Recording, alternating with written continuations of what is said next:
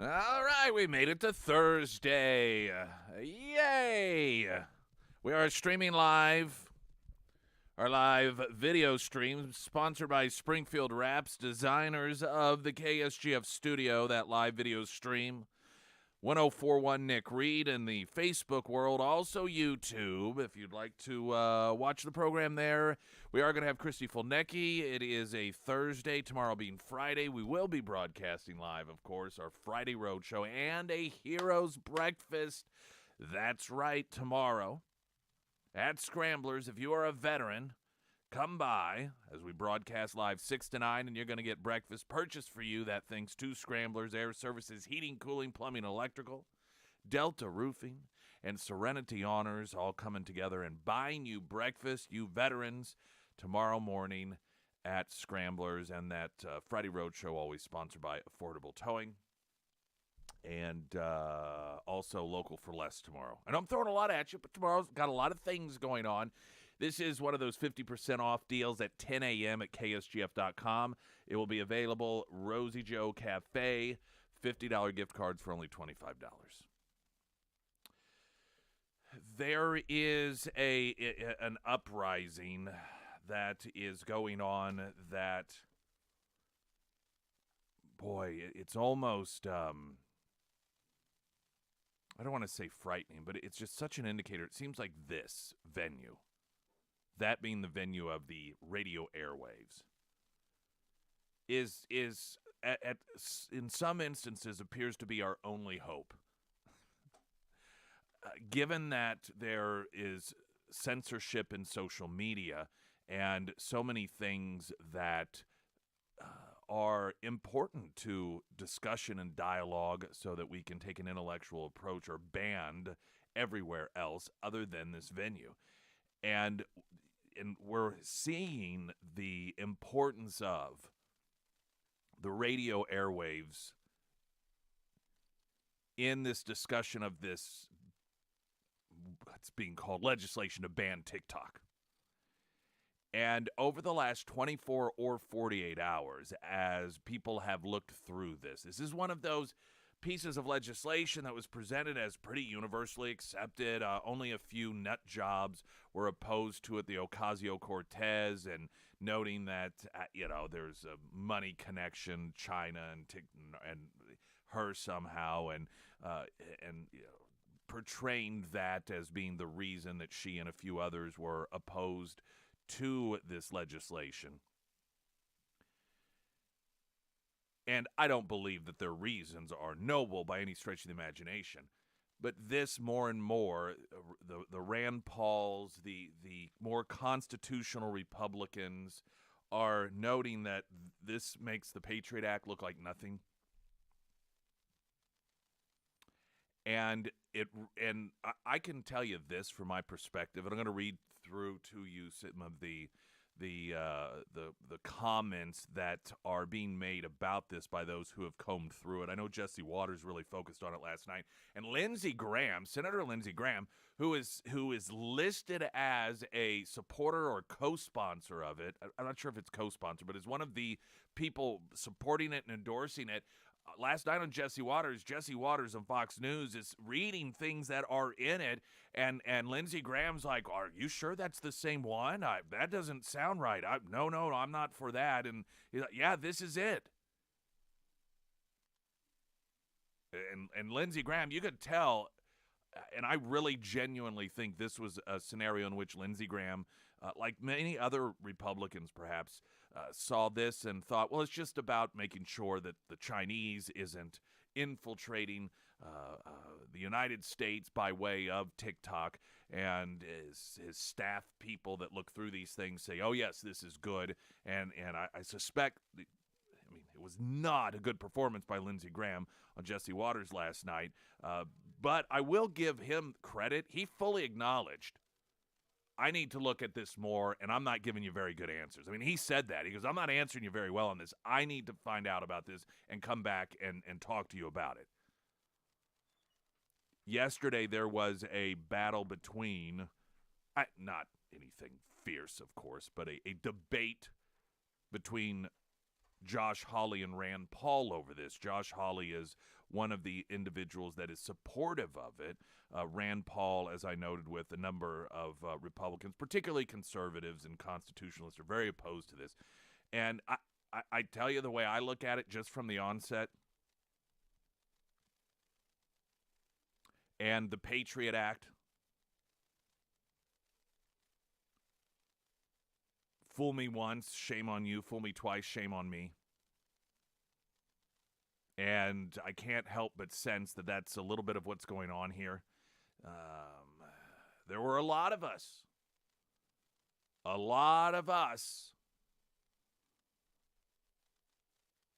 even constitutional-loving people that really believed the Patriot Act was only going to be used to stop Al-Qaeda, that it was all about stopping the terrorists, and we as Americans did not need to worry about it. Fast forward to our government using it against parents at school board meetings. And everything in between. Massive spying on all Americans. I don't want us to make that mistake again. So we'll talk a bit about that. We continue to see the absolute panic from the establishment or in the context of the school board elections coming up, specifically Springfield. And I could just write the articles for the news leader because it's so predictable. The defense that they run for the establishment candidates, specifically Judy Bruner and Sharita Thomas Tate, and their defense there's a number of different articles going on, and there's a new campaign ad out. So of course it's against the establishment candidates. So the news leader has to get Claudette Riley on it so she can make sure that you understand why that ad's wrong. By the way, if you don't know, they once again make sure that Thomas Tate, she's a Christian. Did you know that? She's a Christian. Jason Reimer with the latest news update.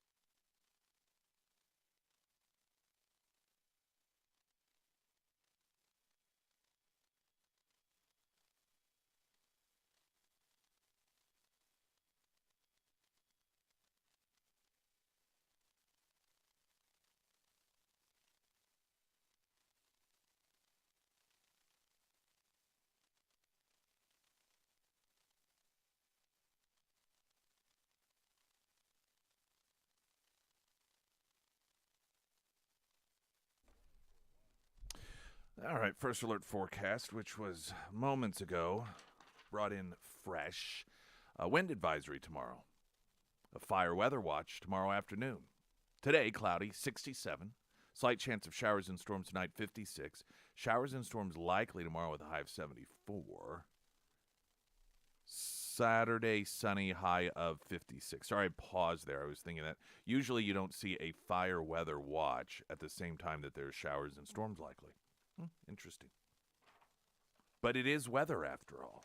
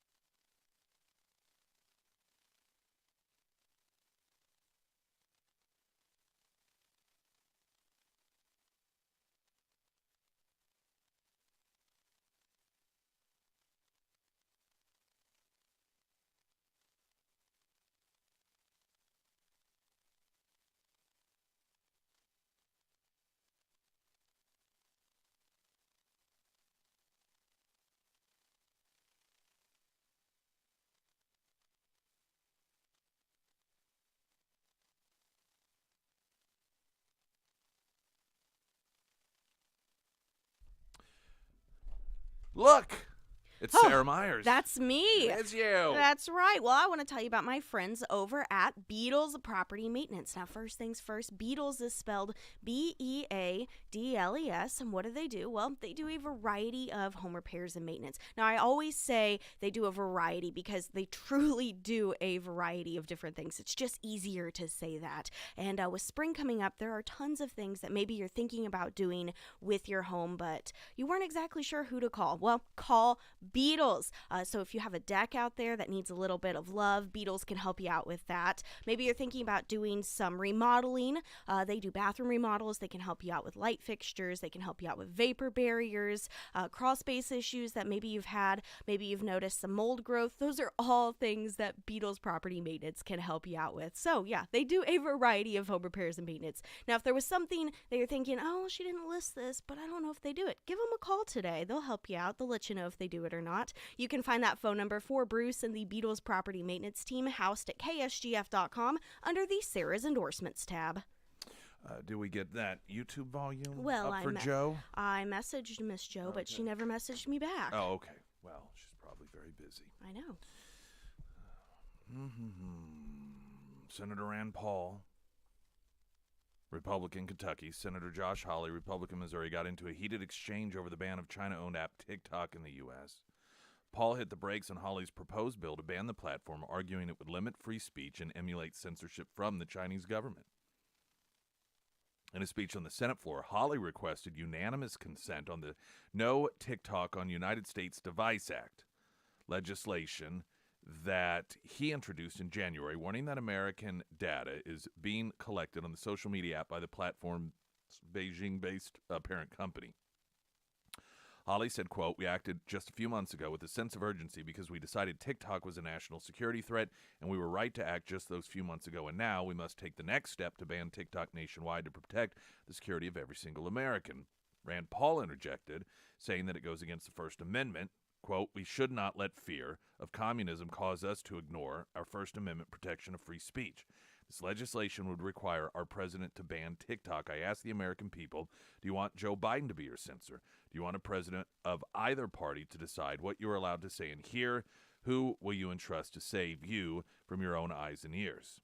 The two Republicans failed to see eye to eye during Wednesday night's hearing. Hawley has joined a handful of Republicans pushing for the app to be banned in the states as well, arguing that foreign technologies could pose security threats. Senator Marco Rubio spoke out against Rand Paul, saying the ban was not about the app's content, but rather China's motive to spy on Americans. Saying this is not a First Amendment issue because we're not trying to ban booty videos.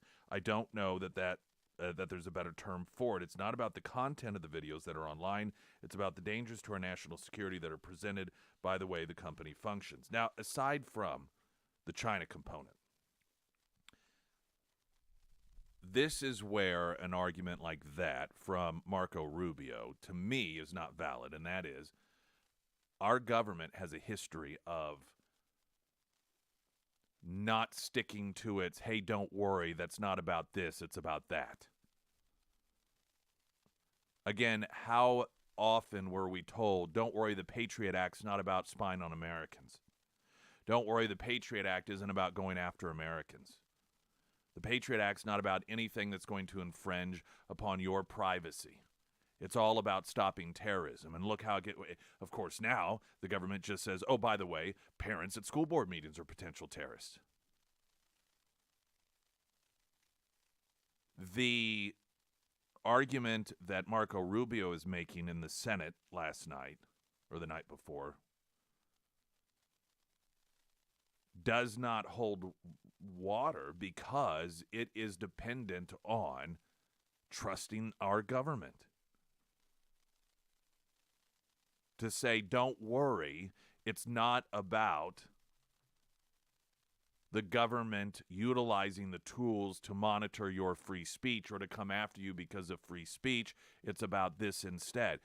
And this is something I learned after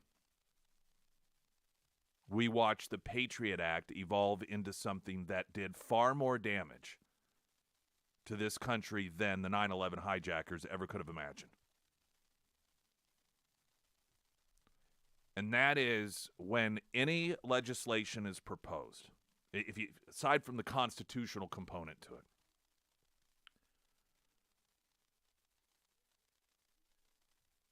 do you those tools that the government wants, do you trust somebody in power that you don't trust to have that power? Does that make sense? So I think, for example, of the reason that the Patriot Act. Now, of course, 9/11 had occurred, and so there's a whole lot of reasons that people supported it without really thinking forward as to what it could potentially mean. But for a lot of, I would argue, Republicans, they trusted Bush. Bush was in charge. Bush is telling us, or the Bush administration, don't worry, it won't be used for this, it won't be used for that, and so forth. And he was trusted. Okay, but what happens when somebody comes along, like Joe Biden? Do you trust him? Do you trust Merrick Garland as Attorney General with those powers? It's a little play it forward that I always do in my mind if there is any sort of power that the government wants. And again, of course, there's the constitutional component that first and foremost I weigh. But then I think, all right, the guy that's there now or the gal that's there now. Prescription drug monitoring program is another perfect example of this. Many Republicans who were promoting it and voted for it, oh, don't worry, no. We have safeguards in place. The government will never abuse this or use this. Well, even if they believe that now, really? You expect us to believe that people that come along down the road aren't going to change that and use their power? Now, there's the Restrict Act on social media. This is the act, the Restrict Act, that is being marketed as a TikTok ban that has, over the past 24, 48 hours, numerous conservative. It's not all conservatives. I mean, there's a real mixed bag here. Let me put it this way. There is bipartisan concern about this. Maybe for different reasons. For some, it is remembering the Patriot Act and how it started versus how it's used today against Americans. And this is being listed as, or described as, Patriot Act on steroids. Some of the reasons why I'll share with you next. The American Transmissions Talk and Text Line 447 KSGF. I'm Nick Reed.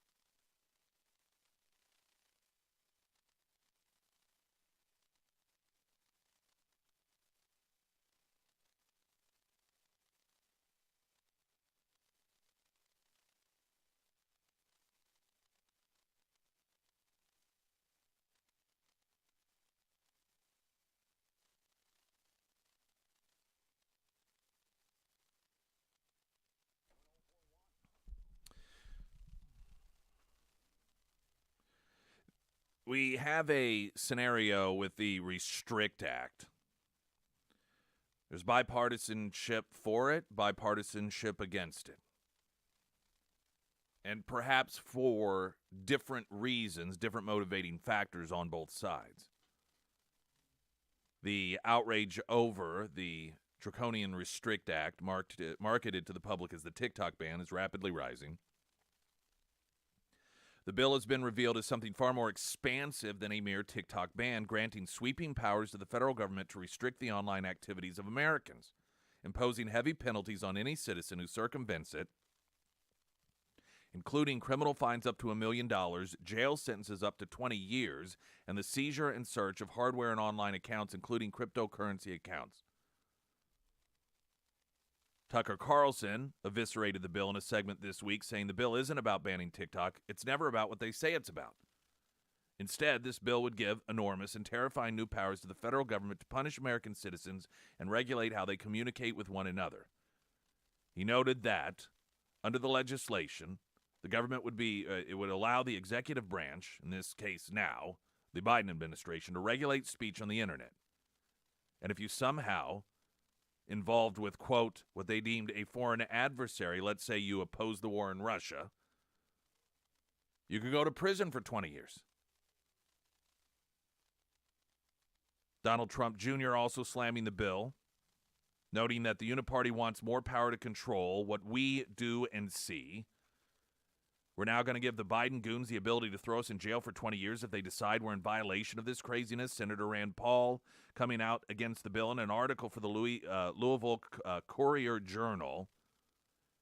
He noted that the bill makes America like China. Quote, to those who are worried that the Chinese government might somehow now have access to millions of American teenagers' information, realize that all social media sucks up personal data that people voluntarily provide. If you're going to ban TikTok, what's next? Arguably, several domestic apps censor conservatives more. House Republicans on the Financial Services Committee came out against the Restrict Act, calling it a smokescreen for the largest expansion of executive powers since the International Emergency Economic Powers Act. Quote, the U.S. can't beat China by becoming more like the Chinese Communist Party. Republican presidential candidate Vivek Ramaswamy said he would veto the Restrict Act if he were in office. Quote, as opposed I am to the Chinese infiltration of our economy, I think we have to be very careful not to become more like China in the process. The Restrict Act, billed as a ban on the communist Chinese-linked TikTok app, is actually a Trojan horse for even more government surveillance, said the official account of Young Americans for Liberty. Have we learned anything from the Patriot Act? Former presidential candidate Ron Paul noted that this is, quote, the Patriot Act on steroids. Conservative activist Pamela Geller, quote, disguised as a ban at TikTok bill, it actually bans you, free speech, and gives the government the right to silence us at will. Kat Timpf, while on Fox News, said, quote, the legislation being proposed to ban TikTok actually goes far beyond TikTok and would give the government broad, vague, easy-to-abuse censorship powers. Conservative journalist Jordan Schachtel said, calling it the Patriot Act on steroids, noting that it's backed by all the usual suspects. Another referring to it as the Patriot Act for the Internet.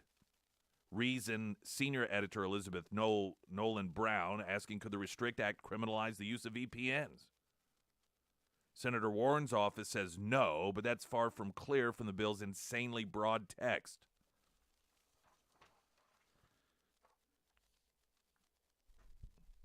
Anytime, and we've earned the right to recognize this, that it is noted legislation gives the executive branch, without your ability to even, there's so much in this that's horrible. It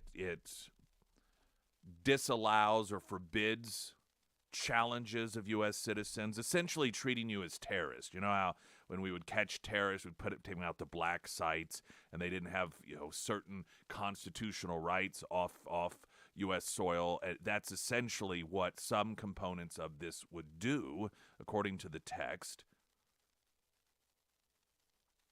It would allow the government to not turn over evidence it doesn't want to, but selectively release evidence it does. I mean, this is communist Chinese-style stuff. But the government, they will come along and people support it. Well, don't worry, we won't do that. No, that's not what it's meant for. Never, ever, ever, ever fall for that. That is like a stranger with a beat-up van from the late 70s pulling up next to a 6-year-old child, asking her, will you help me find my lost puppy? And when she notes I'm not supposed to talk to strangers, he says, oh, don't worry, I'm not a stranger. I know your mommy. I won't hurt you. She sent me to come get you to help me find my puppy. Don't get in the van.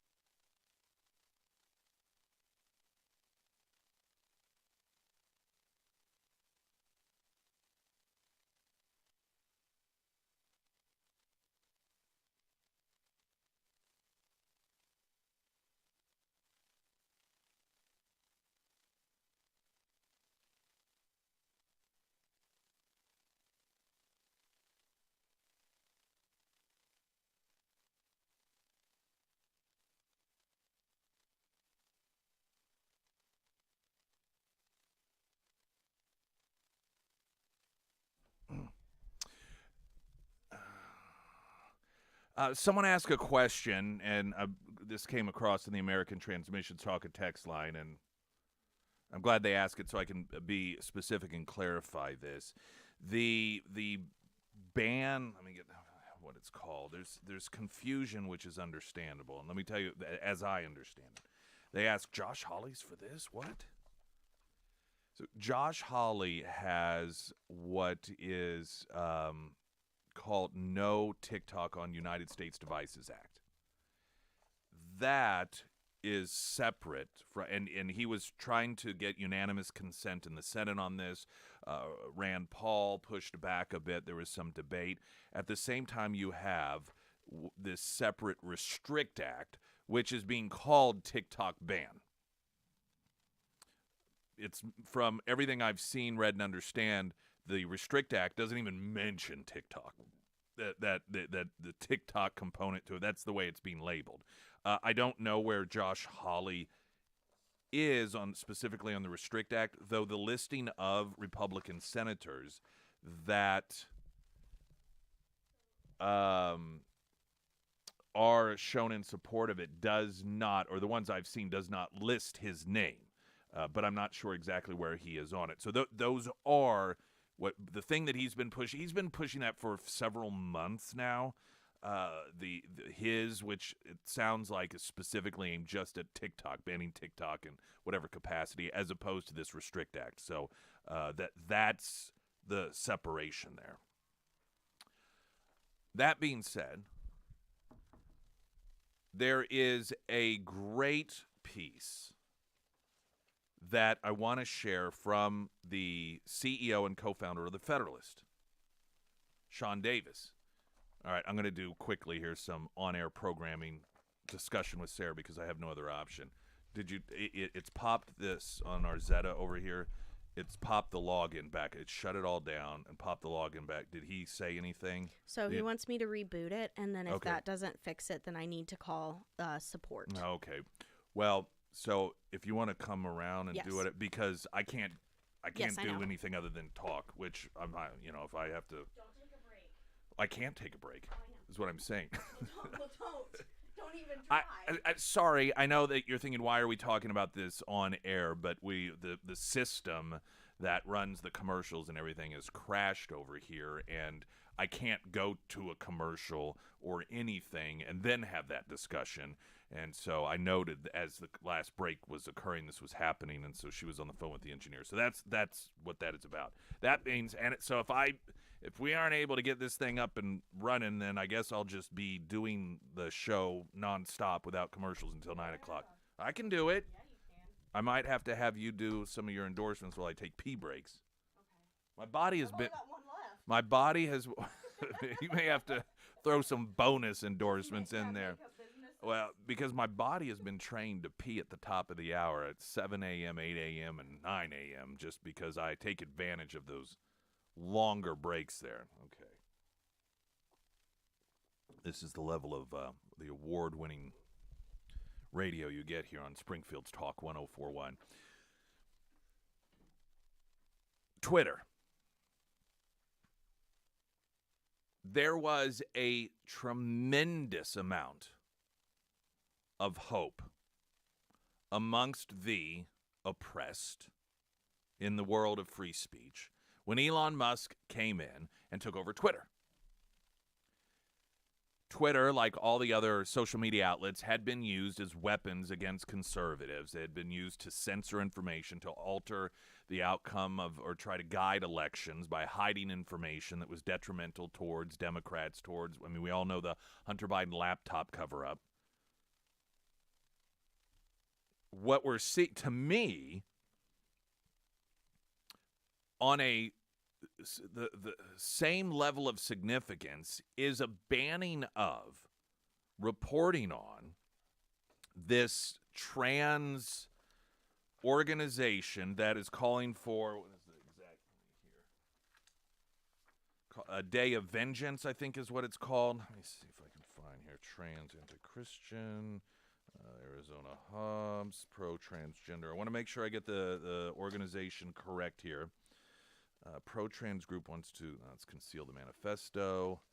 Of course, I don't have that right in front of me. Anyhow, there's this.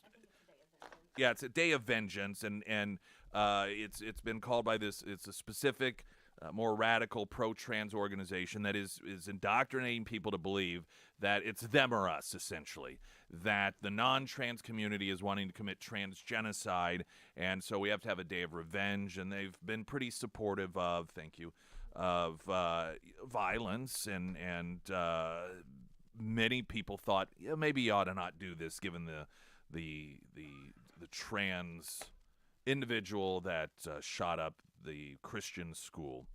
And they're like, whatever, we're going to do whatever we want to. And so there have been a number of people who have been reporting on this. Well, Twitter's banning them.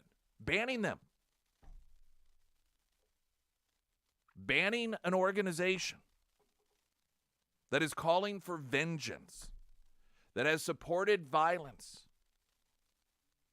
specifically calling for vengeance in Nashville, posting this prior to the shooters. Was the shooter connected to this in any way? We don't know the answer to that.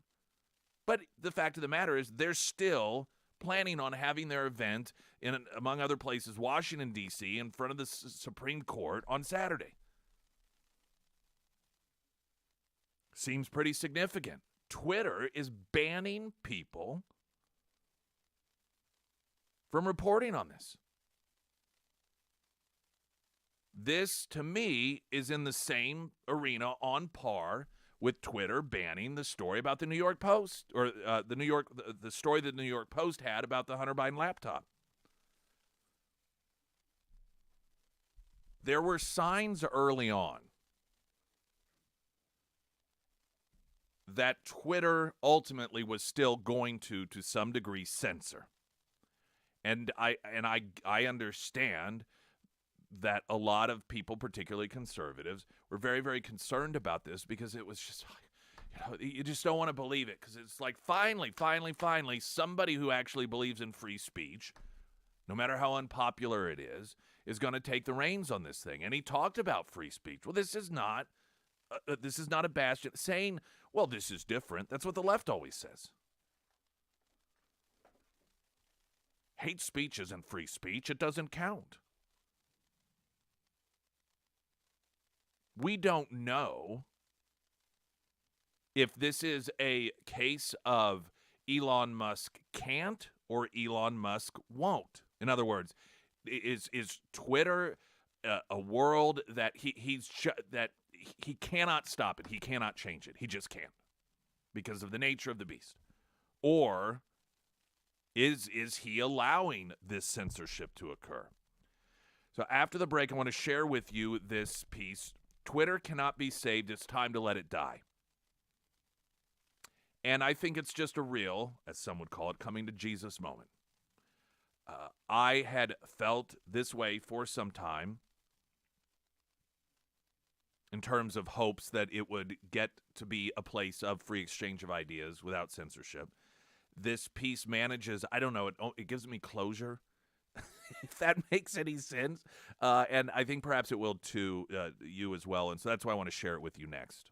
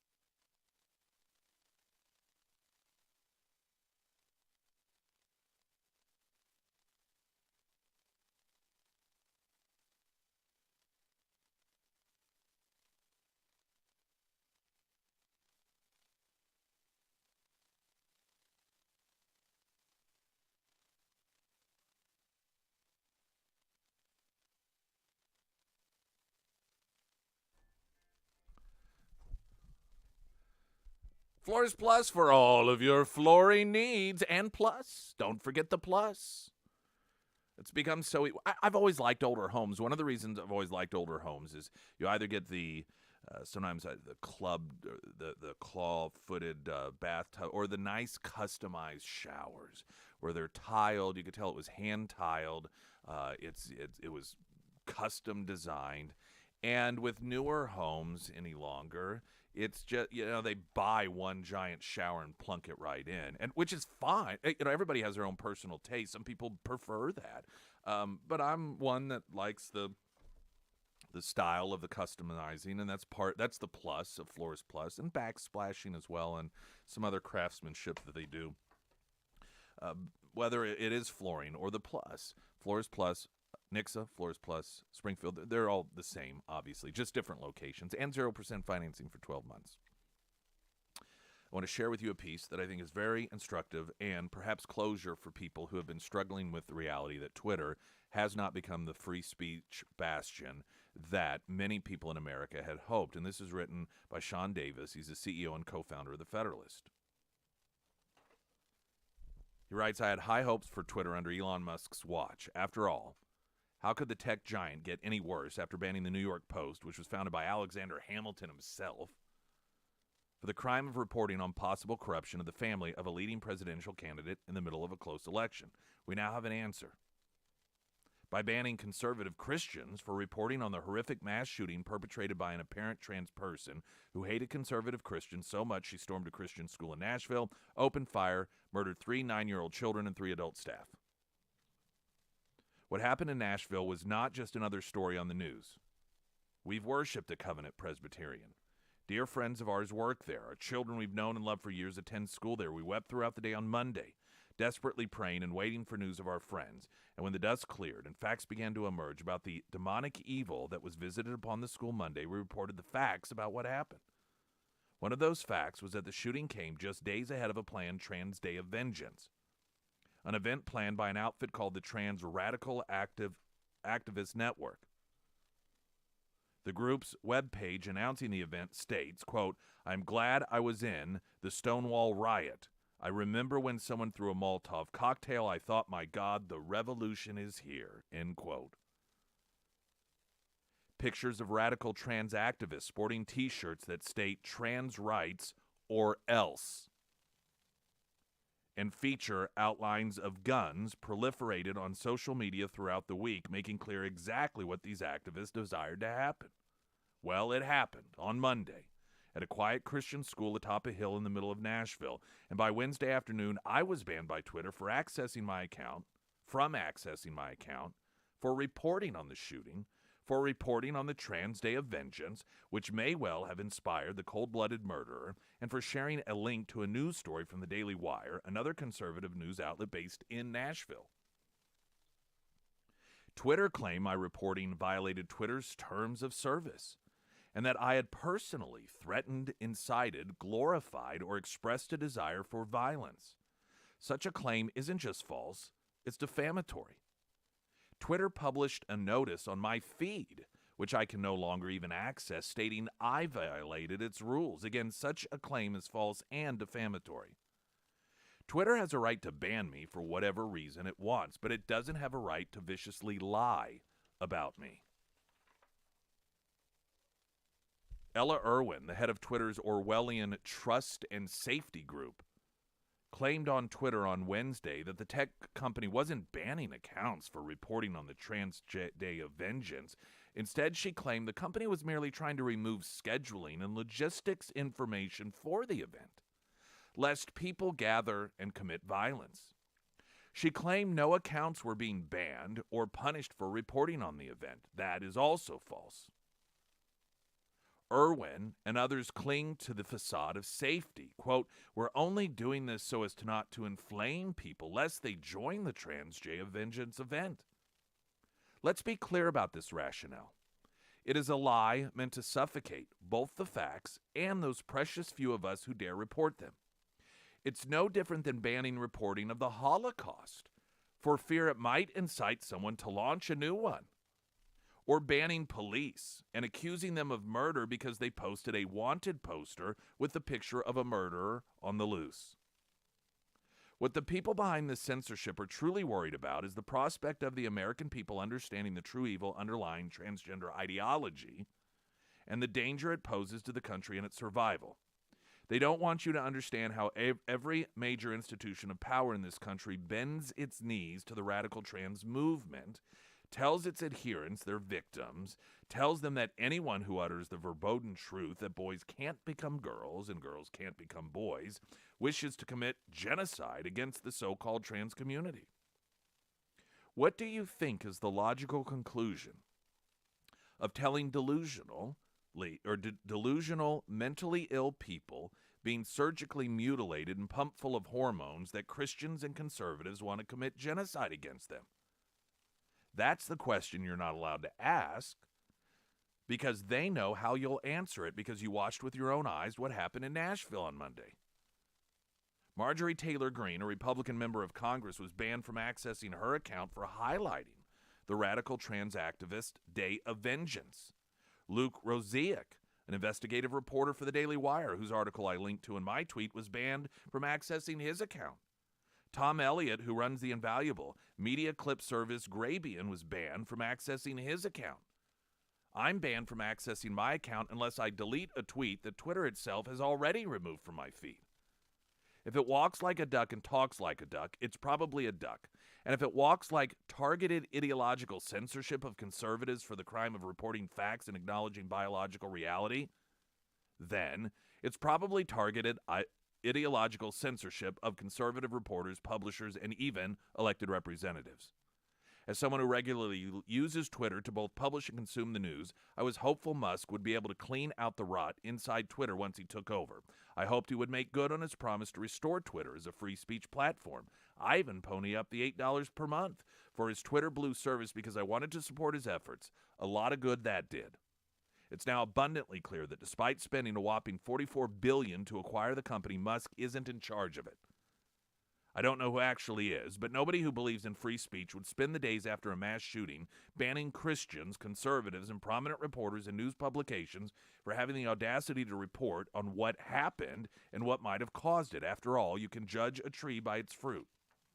Nearly a year ago to the day, another reporter for The Federalist was also banned from accessing his account unless he deleted a tweet deemed offensive by Twitter's Bolshevik censor. John Davidson was banned for tweeting that Rachel Levine, a high-ranking Biden administration official who claimed to be transgender, is indeed a man, and that no amount of lipstick and dress can change biological reality. He linked to a story on the topic from the Babylon Bee, a popular Christian conservative satire site. His account was locked. He's been banned from accessing it ever since. Are you noticing a trend? Our pleas for his account to be unlocked fell on deaf ears. When a rage-filled and mentally ill trans person shoots up a school, the media blame Republicans or the NRA or gun makers or anyone other than the shooter and her warped ideology. They turn the victims into villains, and they turn the murderer into a martyr. Twitter responded no differently. It didn't ban us and lock us out of our accounts for lying, but for telling the truth. Why? Because the facts of Monday's mass murder are fatal to the left-wing narrative, and the only thing the left wing and its myriad institutions in government, business, and media care about is the narrative. The narrative must be protected at all costs, even if it means lying about the facts and those of us who report them. No amount of lofty rhetoric or grandiose plans from Musk about his love of free speech and facts can compete with the cold, hard reality that the service he owes doesn't just oppose free speech. Twitter detests it. The totalitarian drones who spend their days scouring the internet for anyone who dares say the emperor has no clothes, boys can't become girls, and radical trans activists are murdering people who oppose their evil ideology prove that the Twitter of 2023 under Musk is the same anti-free speech cesspool it was in 2020 when it banned, under false pretense, the longest-running paper in circulation in America for reporting on corruption allegations surrounding Biden and his son. As my friend and colleague John Davidson, also banned by Twitter, noted in a discussion this morning, censorship of reportage or discussion of violent extremism group, whether trans or jihadi, under the pretext that one is promoting violent extremism, is some next-level Orwellian bull blank and only serves to reiterate a point I made in my recent Imprimis article about the Twitter files. All social media content moderation is censorship and propaganda, all of it. Twitter is toast. The sad truth of the matter is that Musk either can't or won't fix it. Musk may never get his $44 billion back, but until Twitter repents and stops producing rotten fruit, conservatives should keep their $8 in their pockets. At some point, instead of hoping the poison vine will produce fine wine, you just have to acknowledge reality and let it die. We'll get that posted up at ksgf.com.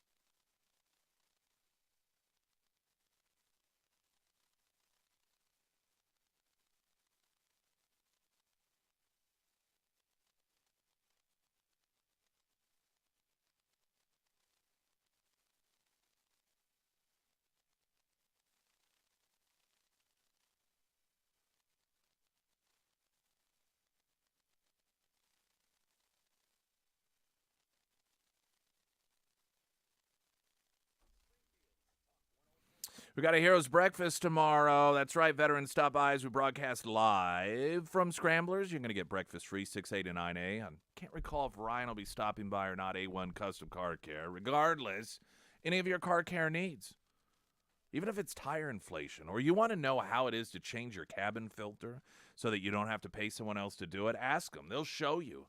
They're really great people. For over a decade, I've trusted them. You can too. A1 Custom Car Care.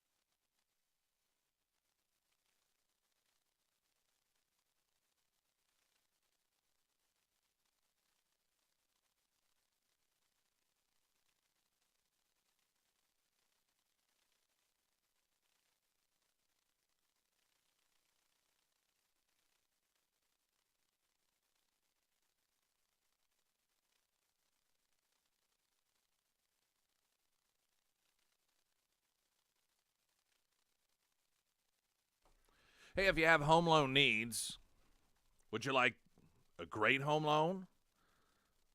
If you want a mediocre home loan, I mean, you can find plenty. Or a horrible home loan, I'm sure you can get one of those. But if you want a great home loan, go to iwantagreathomeloan.com. Don Carrick or Alex Anthony Carrick or the rest of the team will take care of you. And that direct access through the process, cell phone numbers, 7 days a week until 9 p.m. at night. Not, our business hours, Eastern time, are 9 a.m. to 5 p.m., Monday through Friday. None of that crap. iwantagreathomeloan.com for all of your home loan needs. It's who I use. I've recommended it. It's not something that I just recommend here because Don Carrick is an advertiser. It is something that I quite often off air tell people, no, you need to go to iwantagreathomeloan.com. Okay? So that's my recommendation to you as well. We're going to have, excuse me, we do have Christy Fulnecki in studio. In fact, you can see her in all her glory on our live video stream, sponsored by Springfield Wraps. We'll chat with her in moments. Jason Ryman now with news.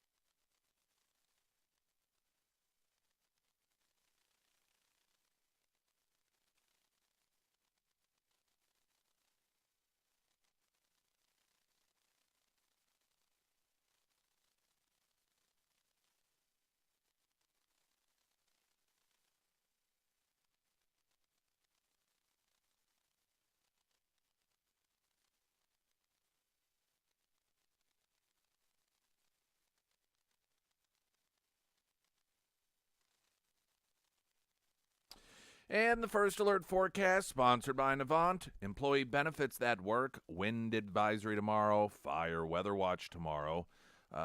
Today, clouds. 67 for a high. Windy with a slight chance of showers and storms tonight. 56 showers and storms likely tomorrow with a high of 74. And the wheels of justice are here. Yeah. It's Christy I'm Fulnecki. rolling in here. Rolling, Yeah, that's rolling, right. rolling. I know I need to start singing when I go to court. Not that I don't make enough of a scene when I go there anyway. You should have a little boom box and click. Rolling, rolling, rolling, rolling, rolling. I know.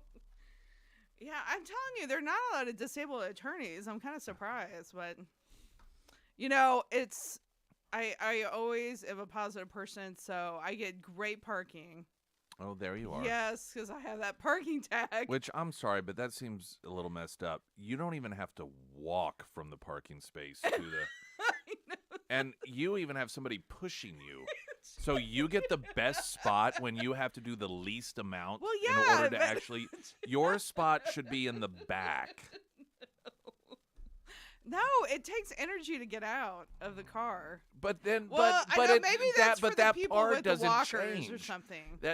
I understand it takes energy to get out of the car into your wheelchair, but that doesn't change because you're parked closer to the door. Well, I don't know. You have to have some kind of advantage.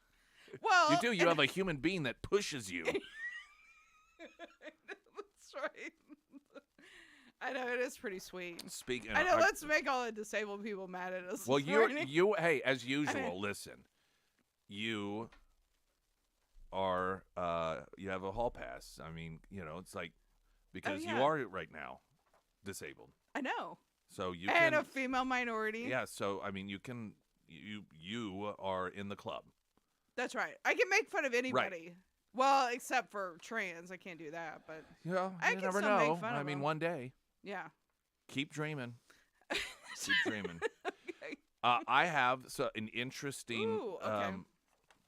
from this flyer, if you will, newsletter, I think more appropriately. It's from Okay. the California Central Coast chapter of the Alzheimer's Association. Oh, really? Yes. Okay. Now, you may wonder. And why are you bringing this up with me? Excellent question. Yes, Well, let me I just wonder tell you. why. So this is the Alzheimer's Association Caregiver Tips and Tools, number 45. And front and center, the title of the article is Oh, I can't wait for this. The Power of Ice Cream. No, it's not. Really? Now, I know on one hand this is kind of funny, but I swear to you, this is why they're always giving Biden ice cream. I mean it. How did we not once upon a Wow. time, did I not say, I was like, what is it with the ice cream all the time? And it's always in public too. It's almost like I don't know if it calms him down, if it helps him focus, but they're clearly giving him ice cream all the time. This article is about how telling caregivers of people with Alzheimer's about how ice cream can calm people with Alzheimer's, calm them down, keep them less frustrated, gives them something to focus on. And it, oftentimes when there's a connection of somebody with Alzheimer's, something that they're familiar with as a child, that they are a little more. Is there memory? Yes. And that's what this article is about. I am I- 99% sure that I actually read this article on air one time.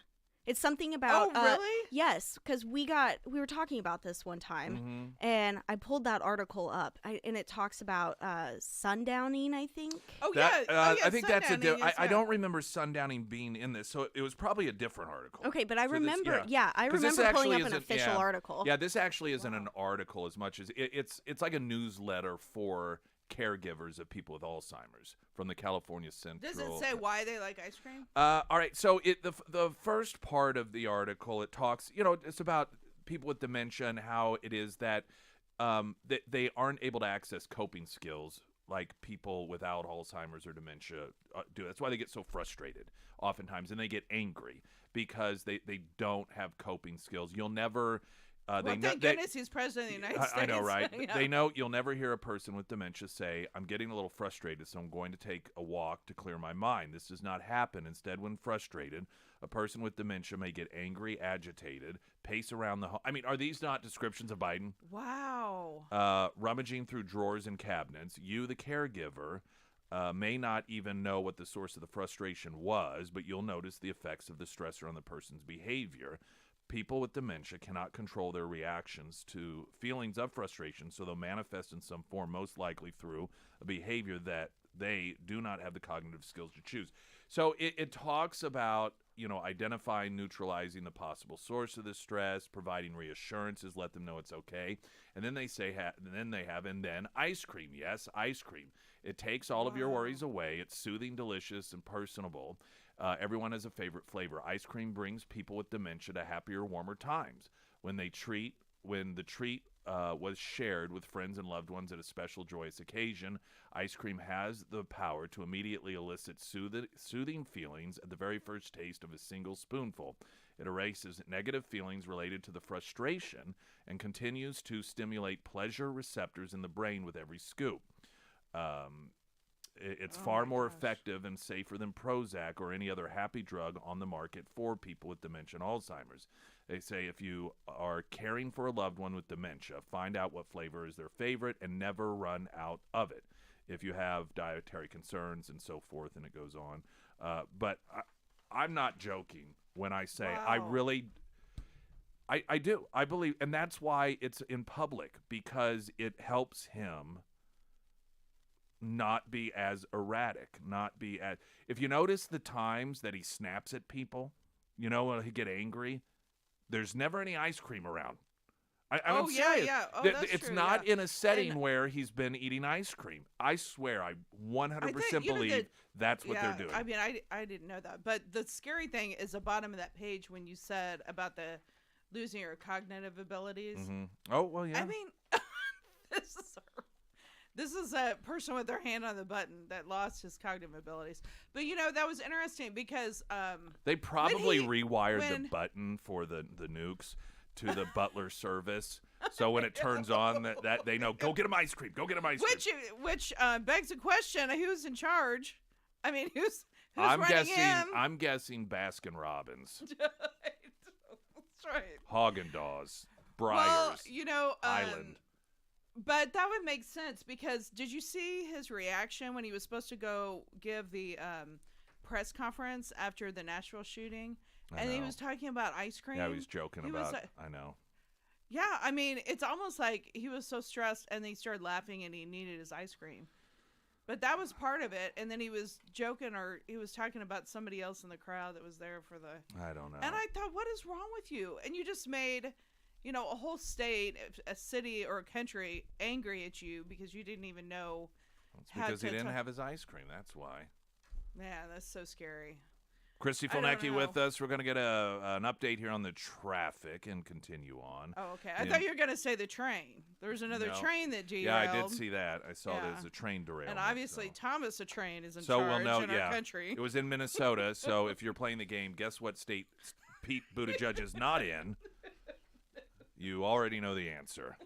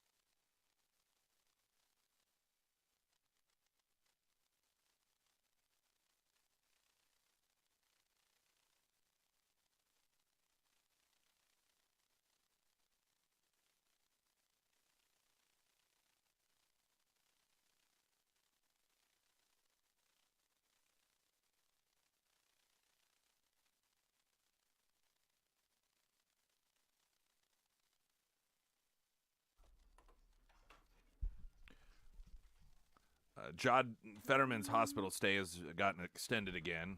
Oh my gosh. Does it Uh, even now matter there's- anymore? Well, no. The funny He thing does is, Zoom. Does he the vote fun- by Zoom? Yeah, I don't. Yeah. The funny thing is, there are all these articles, and they are positioned as, well, we know when Fetterman's coming back. And I'm like, they've given like 3 dates. Every time a date comes, like it was supposed to be March 14th. And then it was I think sometime after that, and they're like, well, the doctors are still trying to make sure they have his medications just right. I'm thinking, I know a lot of people who have gone to the doctor but they weren't locked down in a right. facility for that. But hey, But have everyone's they said like why he's? I know he had No. depression, but I don't mean, believe is it anything like a they suicide say. watch or something? Or Who what? knows? I Who mean, knows? I mean, you can't believe anything they say. you know what? But so now It's- they're saying April 17th. Okay, I'd tell you that. Okay, attorneys, we can't do Zoom or WebEx anymore for court unless I mean, there's like one county in Missouri I can do it for. So we have to show up, and we're not as important as a U.S. senator. And so, how in the world is he supposed to be voting and taking care of business? What I like is how they said they are the reason that it's been extended is to fine tune and make sure his medication's right. Evidently, they know that on the date of April 17th, it'll be just perfect. Like they already know That's right. that is the day Yeah, that they will have I it just know. right. Oh wow! I mean, there is craziness going on. I'm telling you. Slightly. Yeah. And this whole thing about Christians and the motive and stuff. I mean, the Attorney General yesterday. I mean, I don't even know if offended. That's probably not Garland. a strong word. To think that this guy is the Attorney General of the United States and just stood there and lied. You know who I like out of this whole tragedy? I don't know if that's a good thing to say or not. Is the chief of police there? At least, like when they ask him questions, he kind of looks like. I mean, he doesn't know how to spin anything at all. He just tells the truth. Right. And so Everything about it is the opposite of Uvalde, Texas. Yes. Yeah. The police response. Yeah, that's right. Yeah. I mean, I think it Yeah, was a that's couple right. of weeks It's- ago. Finally, I don't know if it's the last report, but it seems like they have all these reports that come out, and it essentially notes that the reason that they did not go in and engage was just because they were afraid. Yeah. That's what it all boiled down to. They were afraid. And, of course, you had all of this evasion. You had, here in Nashville, you had these two guys, and they just, bam, Oh, went yeah, that was in, amazing. went only Yeah. two, went in, and then you've got with it less than 24 hours, footage had been released. I mean, it's know. almost as if they said, let's look at how Uvalde played out. Let's do the opposite of everything that they did. Yeah. And, I'm glad they released that because, it makes you realize because you have this perception of what happens when something like that happens. But it's scary when you watch that video and, yeah. you're coming in as a cop, like hearing the shooting. I mean, knowing that you're in a elementary school and you can hear that happening. I mean, that would be terrifying. I think it to me, also gives a different sense about something like that because traditionally when people think of some sort of shooting like that, it is from a movie.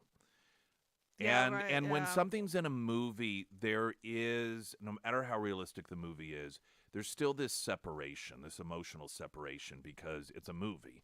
When you see it playing out and it just seems so, I don't want to, the term real isn't right. It just seems so almost casual. Yeah. Right. Exactly. That you see, that's an office like my office. That's a hallway like the hallway I've gone in. Here's a person and all of these people are in the building just like you're in your building right now that have no idea where this person. And I it know, it's so just, frightening. it makes it more. Again, I don't want to use the word real, but I don't know, relatable in some like that could actually you could real. imagine it. Yeah, It real. makes it it makes it more. People can grasp it a little bit more. I mean, obviously, you can never understand what it's like unless you're actually in that situation. But it just somehow gets a little bit closer to giving a person a sense of what it's actually like versus a movie. Yeah, right. And the whole response, I mean, we kind of, people were saying after the first night, oh, DOJ is not going to release this manifesto. But to hear the Attorney General say they don't know what the motive is already, I mean, I was texting our friend group because my sister was texting me, and her friend has family in Nashville that go to the school, and they came out of the board meeting that night, and they already knew that this guy was targeting the pastor's daughter and that he had been counseling her for trans. So, I mean, the people there already know what's going on, and they won't release it to the public. I saw a quote from someone that I thought I can feel that. And it had to do with the manifesto, and there are a lot of people that say that needs to be released. I think it's reasonable people can go, well, the downside of that is if you release it, and then, people who want their voices heard, how many will be drawn to do something like this? Write up a manifesto thinking, well, this way everyone will hear my words if I carry out and act like this. But on the other hand, we should know what caused it so we can address it. And I saw that someone had said, when it comes to these manifestos, we should either release them anytime and all the time, or none of them. None of this picking and choosing stuff. Right. Because I know this is what's happening, and I know that it's what a lot of people, particularly who get blamed for these things that had nothing to do with it, people on the right, they sense is that anytime the manifesto is something that can fit the narrative that these are right-wing people and so forth, they will put it out or exert it out, which in reality there aren't any of those. I mean, Yeah, right. I know, that's what I was thinking. But if it's something that people, the average person, could look at and go, boy, it sounds a little bit like they were fueled from rhetoric from the left, that will be hidden from the public so that the narrative can continue to be, no, it's the fault of the people on the right. Well, I mean, I think, you don't have to just really be an FBI profiler. I think Americans can handle if you're going to release so they know. And did you see that? So Colorado Springs shooter was non-binary. Mm-hmm. Oh, yeah. Denver shooter was trans. Yeah. Aberdeen shooter is trans. Nashville shooter is trans. Right. Something is obviously going on here.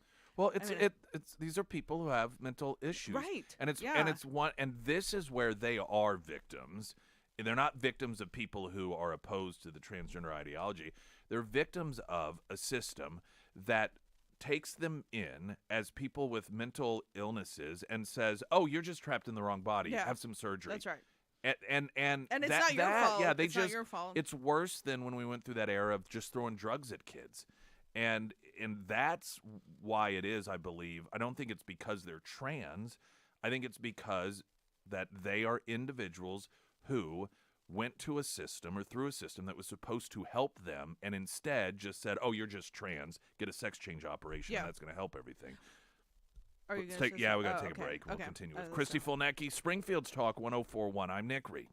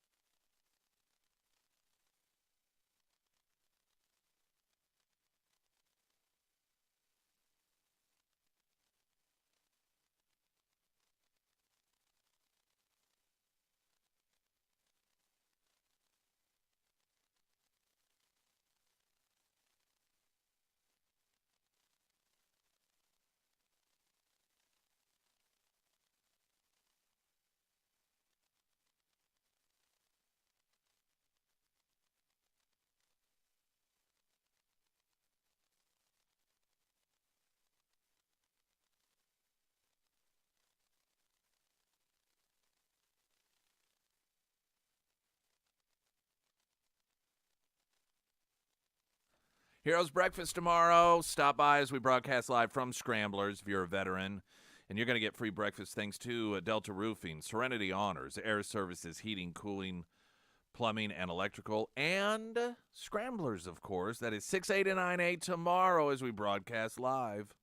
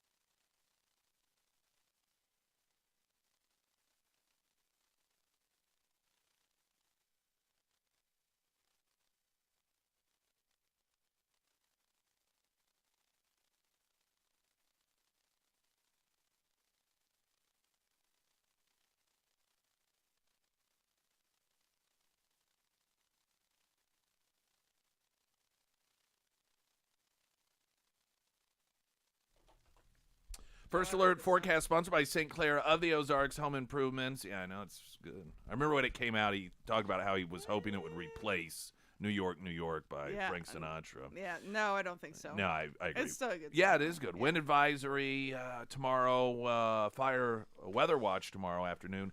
Today, cloudy, 67, a slight chance of showers, storms, 56 tonight. Showers and storms likely tomorrow with a high of 74. And Christy Wow. Fulnecki is with us. Yeah. I had to finish my thought, which I can't believe I remember it after a couple minutes. I don't remember. I know. You know, okay, I just am baffled by the leadership of the legal community in our country that, you know, the shooter is dead. So what does it matter if you release a motive? I mean, Yeah. you know, I mean, Well, like I said, what are I they gonna can do? see, I can't, well, yeah, the motive, definitely. yeah. Now, the whole manifesto, I can see where some people would concern themselves that others who, you know, feel like their voices aren't heard and they want their voices heard. And so I'm going to Well, write yeah, a manifesto and do that so it gets out there. So Kennedy, like, basically, I love Senator Kennedy, Yeah. but he just asked him, you know, is this a hate crime? Right. Now, the then- motive, definitely. Yeah. But he can't even. You're the Attorney General of the United States. The person's dead. It looks like they acted alone. There's not a conspiracy or anything. And then you are asked by a U.S. senator about the motive, and then you're still doing, you know, research or whatever he said. They're still looking into it. Yeah. I don't think so. And plus, you know, being a Christian, you know, we're coming up to Holy Week and Easter and everything, and I'm thinking, you know, you might just want to tell everybody if the Christians are being targeted right now. I was watching mean- something. It was one of the networks yesterday, and it was a PSA from the network highlighting hate against Jewish people and anti-Semitism. And I'm like, yeah, no, that's fine and all. But I was thinking, you know, if there was a Christian church and school that was just targeted, These Yeah. networks, every time something like this occurs, they always have some sort of, like the networks like MTV and, some of these others, the We Network. It may just be 5 or 10 seconds in between programming, but it'll be our thoughts and prayers are with these people or that people. I haven't seen any of I know, that. that's right. I have not seen, I haven't seen any of that at all. And I'm telling you, it's because they're Christians. That's right. I know, but I just kind of want to know that, don't you? I mean, Palm Sunday and then Easter. I mean, literally, like, Right. Easter's in a week from Sunday. And we want to listen, know if who there's knows? like a plot. This against could have Christians. been, and it could have been. Well, she chose that target because she knew it intimately. She went to school there, Yeah. and so she was trying to figure out a place that she knew she could. We don't know, but that's why you release this information. That's why you let it out, so people Yeah. don't I have would, to speculate. and I would have more respect for him if he said, "Okay, the president told me not to release the motive, Right, yeah. and I'm not releasing this manifest." Obviously, they know. I mean, that like going back to the chief of police, he said, "Well, yeah, I've read most of it." And so you're like, okay. Yeah. Did the reporter like ask the next question? I guarantee mean- that this is exactly their thinking. We don't want a backlash against the trans community. That's what Oh they're thinking. yeah, is. oh yeah. Now, they don't mind a backlash again. I mean, they will blame, they're even trying to blame the NRA. Yeah. I mean, The state of the same yeah, people who Tennessee. say that, well, we don't want to release the truth because it might cause a backlash against the trans community are the same ones who have no problem saying the blood is on your hands because you didn't support gun control. It's just, it isn't about, we don't want the wrong people being blamed. They want the right people to be blamed, and that's people they don't like. That's right. But you know what? When you involve politics into the legal system, you have a problem. I mean, it's not just about that. It's that you should release a motive, especially if other people are being targeted. Don't you want to know? You know, You know? if this were some random white guy that went into Oh, yeah. a mosque or went into a We would a know about safe his whole space, life. a safe Yeah. space for transgender, that you would have all of these PSAs on television about Mm-hmm. stopping hate. You'd have all these hashtags, but I have not seen a single one. I didn't even think about that. Single one for this. I don't know. There's so much evil. And you There's wonder so much if evil. those people, the people who run the networks, if they even stop and think about that, wonder why it is that if Christians are mowed down in gunfire, we don't do the hashtags, we don't do the PSAs, we don't do any of that stuff, but we only do with certain groups. If that and how they rationalize that. Yeah. Obviously, life itself is not that important if you can figure out whose life is better than Yeah. another life. Well, some lives you are know? important, some just aren't. Yeah, I mean, we right. know that. You can't say all Oh, lives yeah. matter. I mean, if we've learned Well, anything from the that's true. Democrats, Well, that's they, true, they make yeah. it very, very Yeah. I guess the answer is right Yeah, right. there. They're Yeah. very clear about you can't say all lives matter, and they demonstrate that when it comes to victims and who gets killed, who gets shot, which ones deserve attention, which ones deserve the PSAs, which ones deserve the vigils versus those that just get treated as, well, we're still investigating. Let's not jump to conclusions here. And for years, when we were talking about Christians being targeted and murdered, never in the United States. That would never happen here. I don't know. It doesn't look too far off. But they I mean, already, and this is the thing with the left. It's always the fault of the right. It always is. Yeah, It no always. matter what it is. So yeah. they Right. won't ever, even if there's a manifesto and it is very specific, or if the manifesto is specific about saying this is because Christians, I hate Christians, they're awful. It will be the fault of the Christians because the Christians are bigoted. The Christians are closed-minded. The Christians wouldn't accept, her parents wouldn't accept as Christians, her lifestyle. So they won't come out and say, well, you deserved it or had it coming, but they won't be victims. They Yeah, they that's won't right, be yeah. they'll be, it's all going to be about how they essentially create this hostile environment in which they, here this person had no choice. They were painted into a corner. And they might be trying to figure out how to spin this, because if she does indeed blame the pastor that was trying to counsel her, how's that going to look if they start jumping on him and he had a daughter that died? So maybe they're trying to figure out how to spin it. But I don't know. I mean, I just think that this whole thing with the attorney general is just a big joke.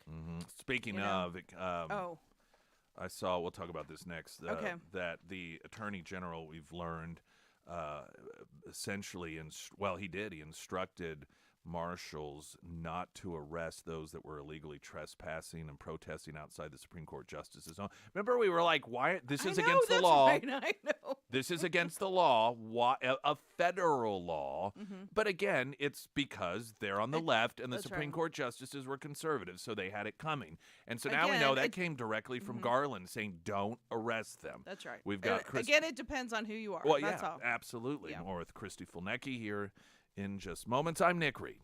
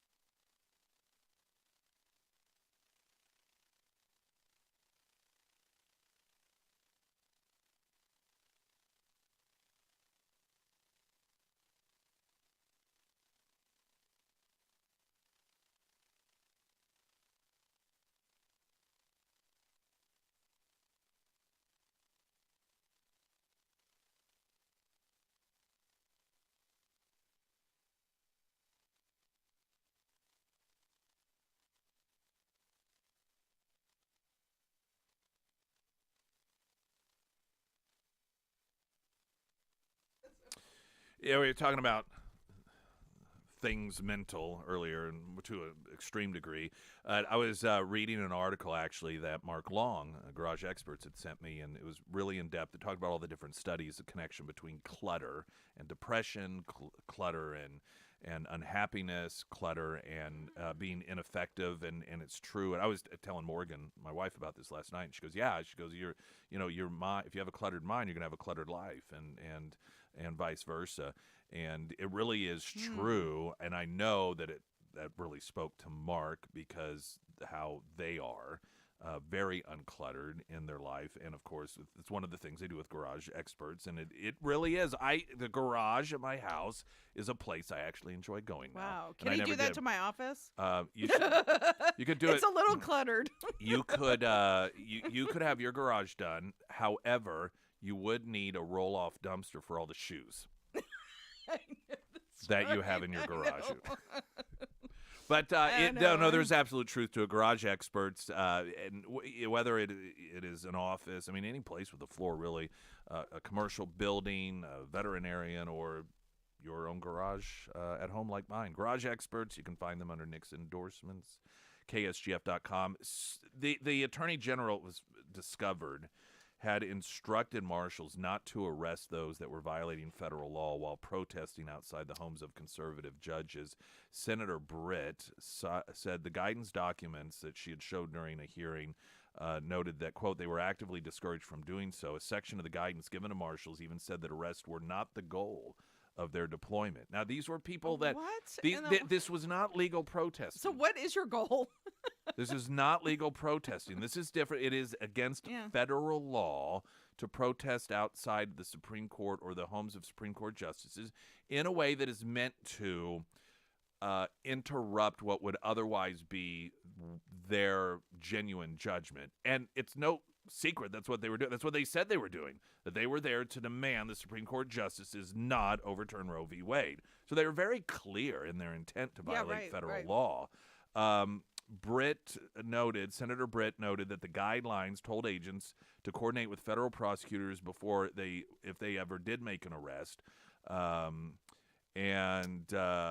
Let's see, I'm trying to, essentially what they were instructed to do was arrest only as a last resort if you think they're going to commit, a last resort to prevent physical harm. But again, some people may go, well, that makes sense. They were all felons committing a felony right there in front of marshals who were told allow them to commit that felony. Yes. Justice is not blind, obviously. But if you pray outside an abortion clinic, they'll raid your home with armed agents while your children cling to each other screaming. I mean, and how confusing is it? I mean, if you're a marshal, I would be like, okay, can you go over that again? Can you please give me like a highlighted piece of paper so I know what I'm supposed to do? Why are we even going? Like, I know. Why even go? I mean, why? You want me to stand there and like make sure everybody holds hands and? I mean, are there? I mean, if you're going to dispatch me to watch people commit felonies, can it at least be somewhere more fun than outside the home of Supreme? I'm telling you. I know there have got to be felonies going on at a strip club somewhere. Can you not send me there to watch that? Well, I mean, it's funny in a sense because we like to laugh because there's so much to laugh at that you can't be serious all the time or you'd be depressed in terms of politics. But this unequal application of the law with the Justice Department has totally trickled down to local and state courts, even municipalities. I mean, I'm telling you, a lot of the times in these circuit courts, some of these cases, I'm sorry, I know there are judges and other attorneys that listen to this.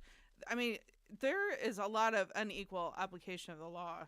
And especially some of these cases in Kansas City and St. Louis that I drive up to, and people are always asking me, like, this seems really evil, or how can this happen, or how can, a prosecutor choose, to prosecute parents and for something that, doesn't even make sense, but then they let murderers and rapists out. And, they ask me these questions, and I'm like, well, I don't know. It's just against common sense. Yeah. And so it's really hard to explain. So what I've started doing is like during my case, people are probably like, what are they doing? We pray in all our courthouses. I with my clients, because I'm like surprised that you didn't go get maced. Well, I know one of these days we're not in the courtroom, we're out in the hall, but 3 different counties now this week. We prayed out in the hall because I'm like, there's only so much I can do as an attorney that, I mean, we're going to have to rely on Jesus here to help us out. And really with all of the stuff going on with the Justice Department, I mean, it's going to take more than just the people fighting it. I mean, it really is. Talking about the prayer, going back to the Nashville shooting, and all of the unapologetic bashing of Christians who ask for prayers. And I'm thinking again, has there ever been a mass shooting where the category of victims is mocked by people and criticized? I mean, really? Yeah, right. I mean, there were tweets coming from left-wing activists along the lines of, "Oh, I guess all your prayers didn't help you this time. Where are all your prayers?" Wow. And I'm thinking, what other category of people that have been the victims of a mass shooting get that sort of treatment? And because typically, I know, but they in every sense, they're trying to turn the victims into criminals. I mean, and you see that depending on who the victim is. Yeah. Because Well, that's true. Those same people, if a mosque had been attacked and a number of Muslims, 6 Muslim children had been killed, you would not see those say left-wingers going, "Where's Allah now?" You wouldn't see that. That's Of course right. you Oh, would yeah. not see that. That Oh, would I never guess, I happen. guess That's right. facing the east didn't do you any good Yeah. this time, did it? Of course they wouldn't. Oh yeah, you'd be shamed. It's Yo, oh yeah, oh clear. yeah. And this is how comfortable the anti-Christian sentiment has become, or allowed to become in this country, is I don't think they even realize it. I think they Oh, are I know. so Yeah. comfortable with it, they don't even realize that they're doing it. And you always wonder what happened before in certain countries when they started killing Christians. I mean, oh, the Christians were afraid to speak out in public. And I mean, you're wondering, like, what? It's kind of a slippery slope. What led to that? Well, you know, I mean, one now of the when steps Christians was are afraid to speak out. well, yeah, and one of the steps was when somebody does kill them, you blame the Christians. Well, you know, if you weren't transphobic, that's right. I mean, it's one of the many steps. Have you seen Jesus Revolution? No, is it good? So I've Kelsey seen it Grammer's twice. in this, right? It Is was it really an good? amazing movie. Maybe I'll go see People that should go tomorrow. see it. Yeah, I'm actually seeing a third time this weekend, but Well, you it really was, liked it. Well, no, I really liked it. I mean, I think because we probably need a movement like that right now more than any time Right. in a long time. But yeah, everybody should see that movie. It's amazing. Quick break, more in moments.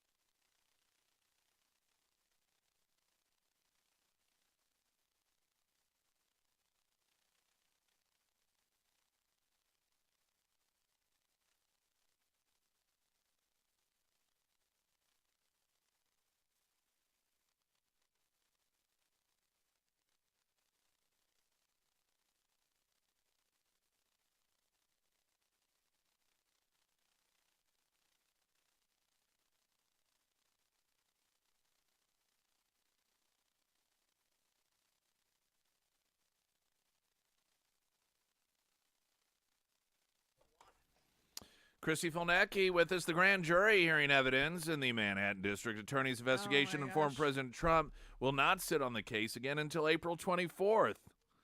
The source said the grand jury will sit next week on Monday and Wednesday, but aren't going to bother to meet on the Trump investigation. When proceedings are complete Wednesday, the grand jury, according to the source, will take off for a couple weeks. Wow, a lot of things that's- are happening in April. Are the Democrats getting together and doing something? I don't know. That's But- kind of a random date. But it is really funny to watch how this has gotten greatly disrupted, and Well, that's true. Yeah. I do believe potentially it is because Trump did what he did, and he made that announcement.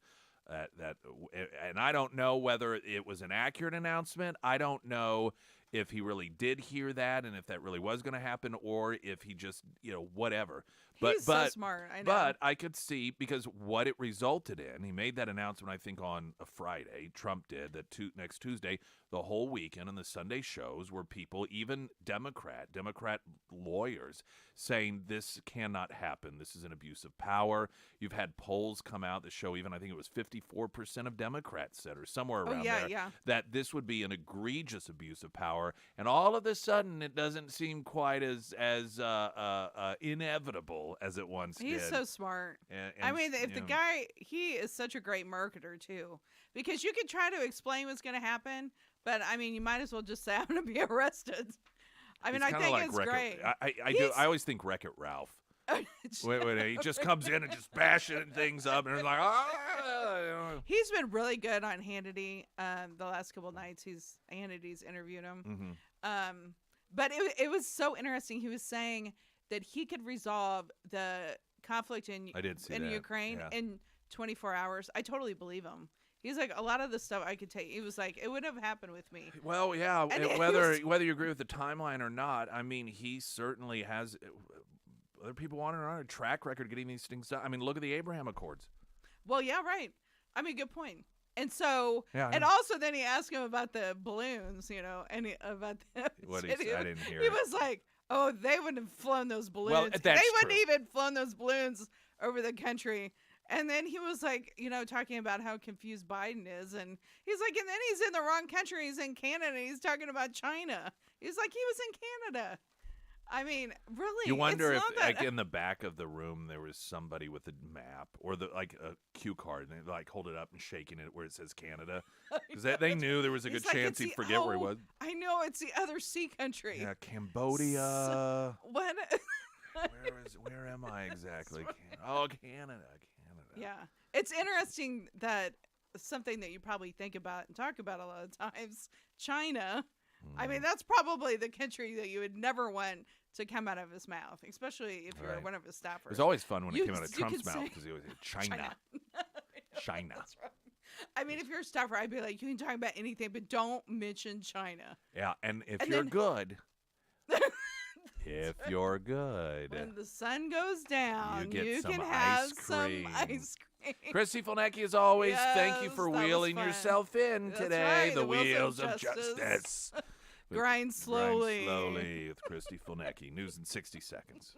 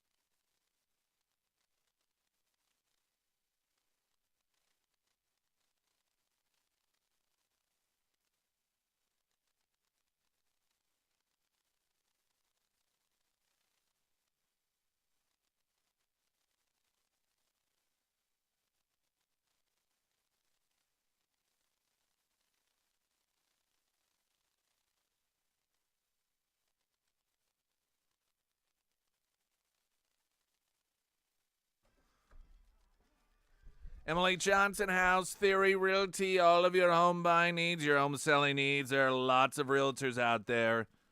I find it humorous when someone, and I'm not making fun of people, but I've seen folks say, hey, looking to sell our home, or we need to buy a new home. Does anybody know a good realtor? And then there's 112 responses with just as many different names. And I thought, well, that tells you nothing, nothing whatsoever. I personally recommend Emily Johnson. So many others do. You can read the reviews.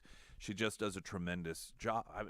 She's straight up premium, top of the line.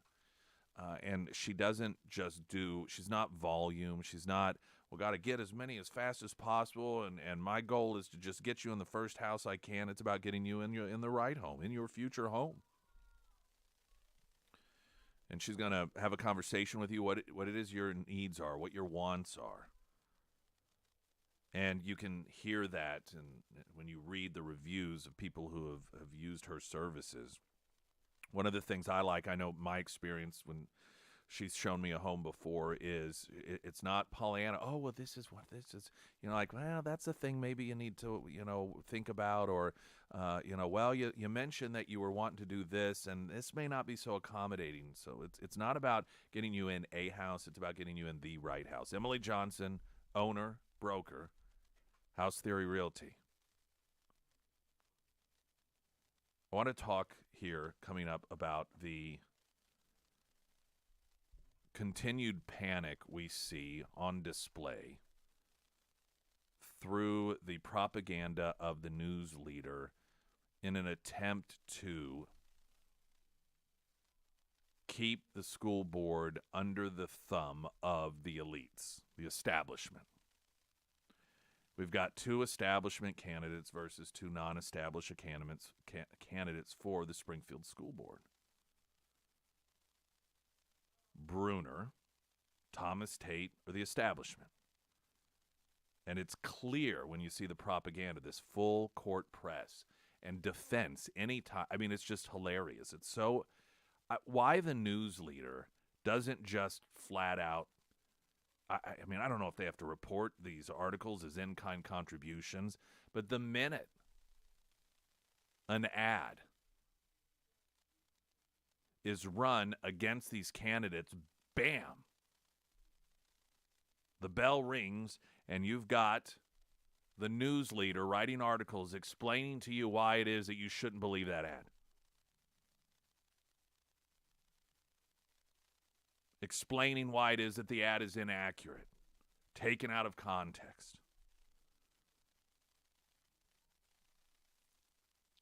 And the outsiders, the citizens who are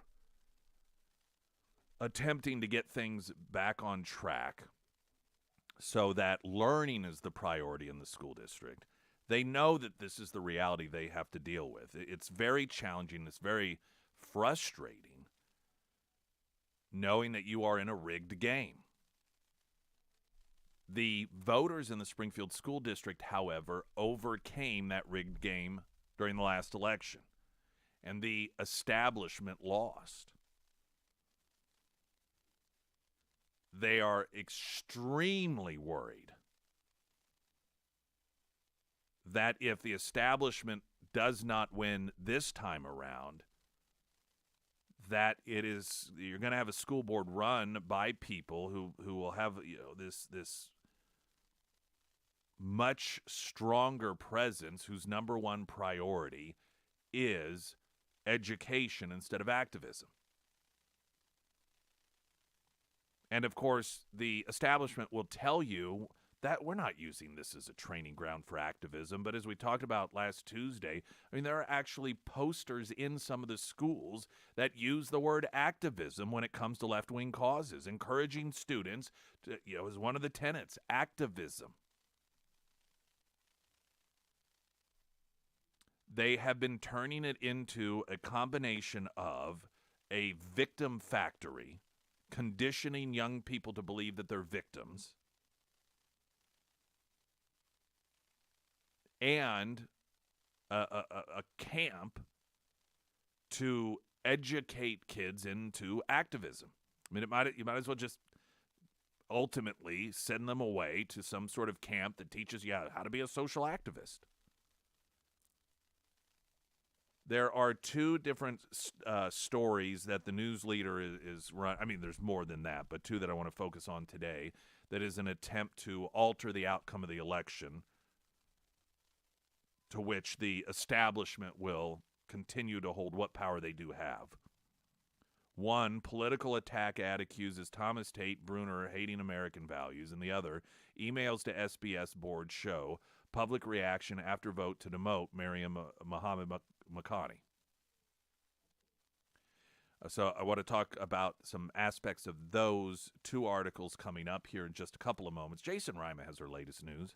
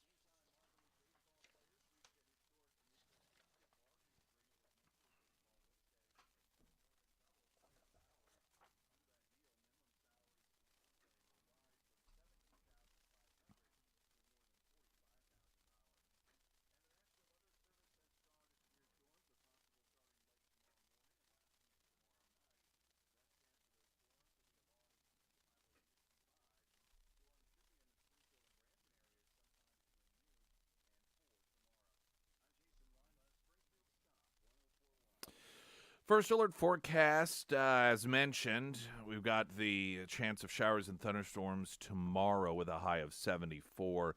In the meantime, we are expecting a cloudy day, 67, and a slight chance of showers and storms tonight with a low of 56.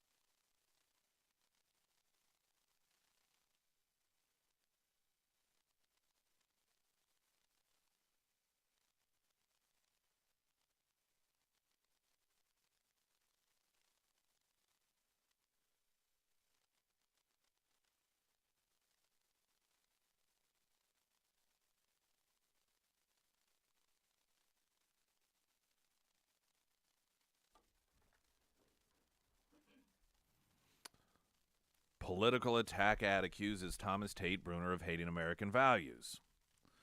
30-second ad. This is a news leader story. 30-second ad paid for by SWMO Forward, whose major donors also gave to candidates Landon McCarter and Chad Rollins. Alleges Thomas Tate is anti-American. It also falsely claims she advocates against the American flag. So this is where it does not take long for the news leader to let you know where they stand. See, now, an objective journalist would say it also claims she advocates against the American flag. But they have to editorially interject and say, no, but it's false, just so you know. Now, if you want to present evidence, if you want to give the other side saying, no, it's not true, then you say, but according to candidate and school board member Thomas Tate, that is inaccurate. But that they don't even bother doing that. They just want to they can't help themselves to show that they are campaigning for her by, oh, but that's false. It's false. It's not true. Which, incidentally, that claim itself, that you advocate against the American flag, is an opinion. The fact that she will not put her hand over her heart for the Pledge of Allegiance, to some people, they may interpret that as her being against the American flag. It's a matter of opinion. Some may say, no, it's not. So for the news leader to tell its readers, just so you know, that claim isn't true, it's campaigning on her behalf. So the ad shows footage of Thomas Tate standing for the Pledge of Allegiance, talking at the board table, teaching in a public classroom, finally posing with Bruner outside the headquarters of the Springfield Public Schools. As the song America, My Country 'Tis of Thee is played, a voiceover notes that our students deserve better. We need to get Sharita Thomas Tate and her biggest ally, Judy Bruner, out of Springfield schools on April 4th, reject their hatred of American values. Now, Thomas Tate claims that, of course, the ad's not accurate, added that while she knows what allegations are levied against it, she does not plan to watch, saying the ad is sponsored by one of the hateful PACs and blah, blah, blah, the standard left-wing talking point. You have, for Bruner's part, the other establishment candidate, demonstrating her lack of any respect for free speech. She just wants the TV stations not to even allow those voices to be heard. Quote, the false attack ad against me is despicable, and I'm asking for it to be removed from TV stations immediately. Now, by the way, these are people that in campaign ads tell you that they're all about listening to voices. They're all about hearing people's opinions, even if, and it may not say this specifically in their ads, but this is their presentation they give. If there are parents with concerns, oh, yes, we're going to engage and we're going to listen and have respect for that. This is how they act whenever somebody has an opinion different than theirs. This is how they act when somebody disagrees with them. Instead of simply, it's fine to say you're absolutely wrong. It's fine to even say that's a despicable allegation. But to say they should not be able to have their voices heard, is that really what we want on the school board?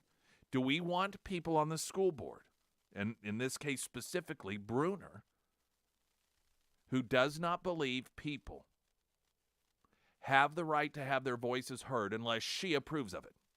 Because that's what she's saying. She disagrees with this. She doesn't like it. So the TV stations should not allow citizens who collectively pool their money together to buy campaign ads, to buy ads. They should not be allowed to do that.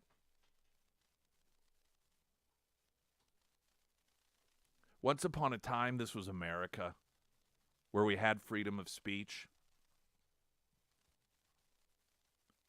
And where simply because somebody was part of the establishment, they did not have the ability to dictate what citizens got to have their voices heard. This is my concern, frankly, about Bruner, is evidently there are elements within the local Republican Party that are actually left-wingers that are out there trying to convince people that she is a Republican. And she's doing the same thing. And unfortunately, there is a level of success there. There are people who are active in the Republican Party that are out there campaigning for her. She's a left-winger. I'm just telling you, this is how she will look at the way she behaves whenever somebody runs an ad against her that she says isn't true. And okay, fine, it's not true, but they should not have their voices heard. Is that how she will be on the school board? When there are parents who have concerns, when there are students who have concerns, their voices should be eliminated.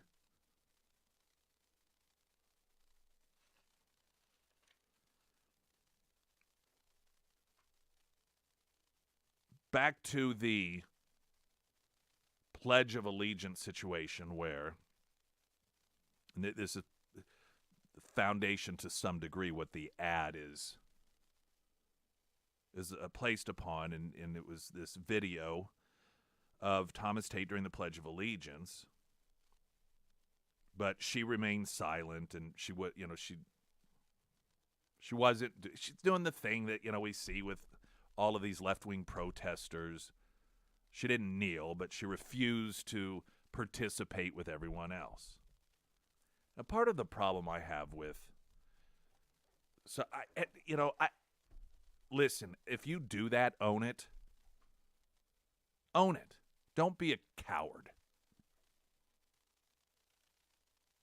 Don't be a coward. Own it. At least have convictions. I have, to some degree, respect for people who will do something that they may even recognize is going to cost them, but they're going to stand by their convictions. That's not what she's doing. She's claiming it's because she's a Christian. And this is a tactic, as I mentioned, to try the recognition that the establishment has is that the pro-liberty, the more conservative and moderate parents out there are rejecting this leftist ideology. So how do you stop the bleeding, the hemorrhaging of those voters? Oh, I'm a Christian. I'm one of you. So this has been a constant theme that the news leader has been amplifying regarding criticism of Sharita Thomas Tate. Is that she's a Christian? She's a Christian, so you better vote for her, you Christians, you Bible-clinging freaks. She said, as an unapologetic Christian, I pledge my allegiance only to God. Well, here's a question then. What is she saying about Christians who do say the Pledge of Allegiance? What does she think of you Christians who do put your hand over your heart during the national anthem? In her mind, real Christians don't do that. Unapologetic Christians don't do that. That would have been a great question for the news leader to ask. You claim that that's something as a Christian that you that's why you don't do it, because of your Christian values. Well, what do you think about the Christians who do? I'm going to take a break, and I want to make a couple other points on this. Plus, the article, emails to SPS board show public reaction after vote to demote Miriam Muhammad Makhani. And let's be clear, this is an article that is written in order to trash her, as this effort continues to send a message. No diversity in thought or opinion is welcome. The school district will be a camp for social activism, not learning. And anyone who informs the public, even if it's a school board member, as to what we're doing, up to and including openly lying to students, we will destroy you.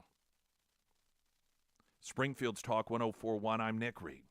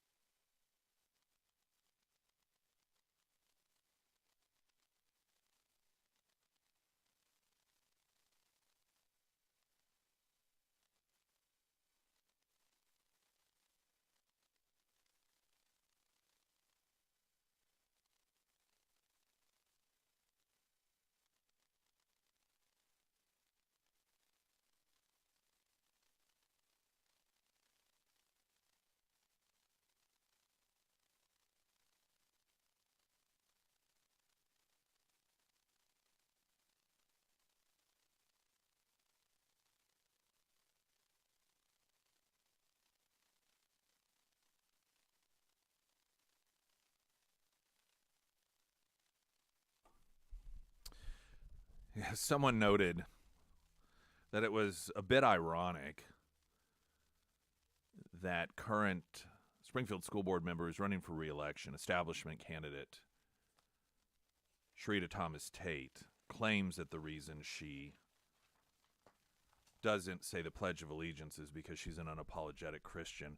And they noted it's pretty interesting that the pledge, it's, one nation under God, that as a Christian, that she is somehow in opposition to that.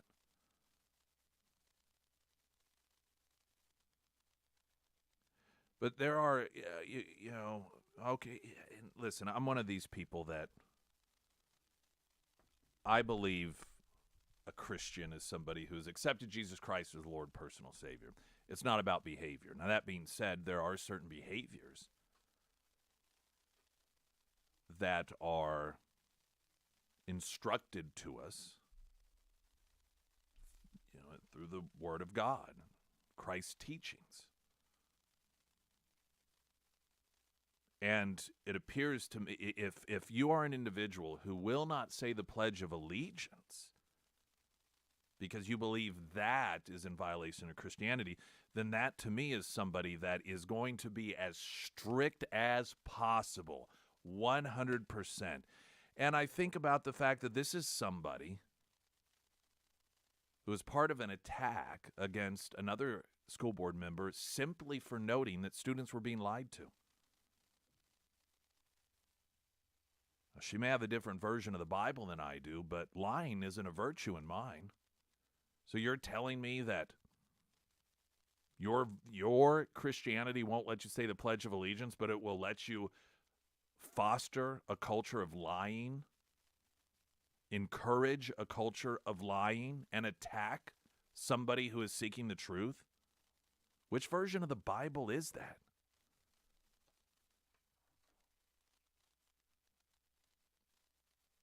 This is a woman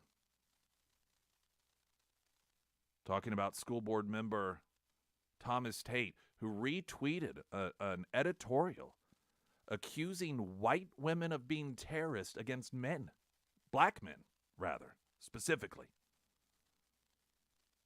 Explaining how it is that black men in America are the victims of terrorism led by white women.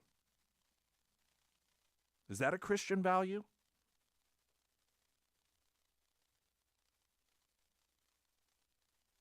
It just seems as if there's a little bit of inconsistency there in behavior.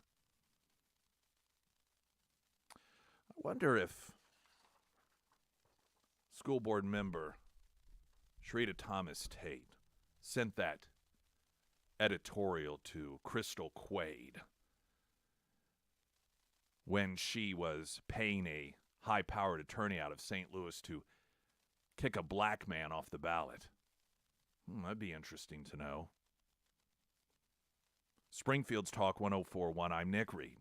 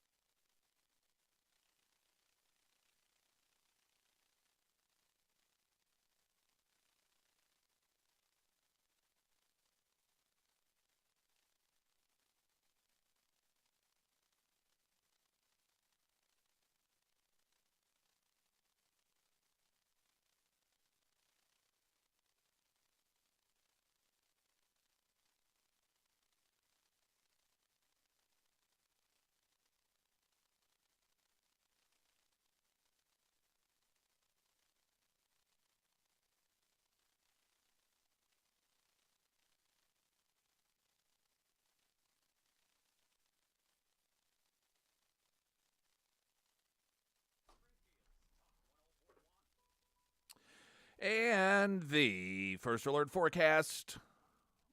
Clouds today, 67. Slight chance of showers, storms tonight, 54. Showers and storms likely tomorrow with a high of 74. Sarah Myers. Thank you. Well, we have that storm that is moving through the Ozarks tomorrow, and maybe you are worried about your roof, thinking, oh goodness, I hope that I don't have any leaks. I've noticed some problems. I've even got some yellowing on my ceiling, and you're not exactly sure who to call to address those roofing issues. Well, I want to recommend my friends over at the Pyramid Roofing Company. Now, the Pyramid Roofing Company, they are top-notch individuals. I absolutely love recommending them because they are very genuine genuine. They're upfront and honest. Whenever they come out to your house, they will do a free roof inspection. They'll get up and take tons of photos and videos on your roof and show you exactly what is going on with your roof. And then they educate you on how to make sure that your roof is going to work the best for your house. And the best part is they will be upfront and honest. Maybe you don't need a whole new roof. Maybe you need just a roof repair.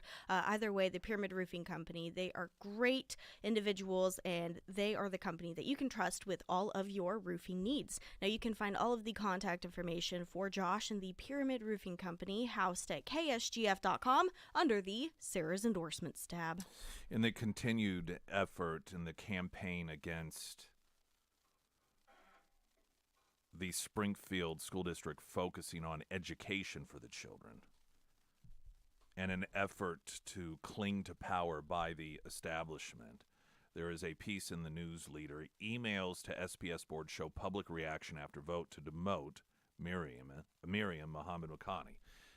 This is basically so the readers of the News Leader and voters for Springfield School Board all understand that she's a bad person who's disruptive and is just intolerable. She's the bad guy here. The establishment is good.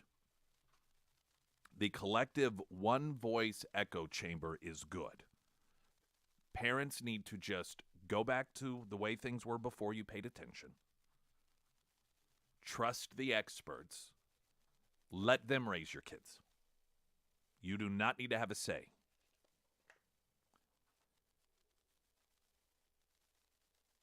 This is printing excerpts from emails regarding the whole incident that occurred when Dr. M was apparently the only person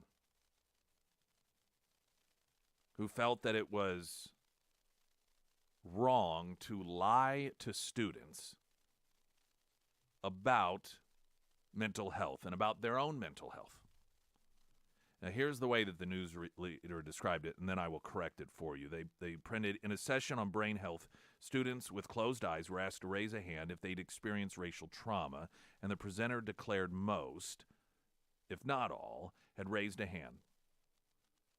Oh, it wasn't most, if not all. It was a declaration that they all raised their hand.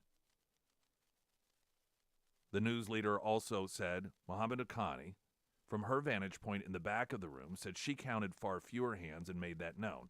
No, more specifically, she said it seemed like it was about 1 out of 4, 1 out of 5.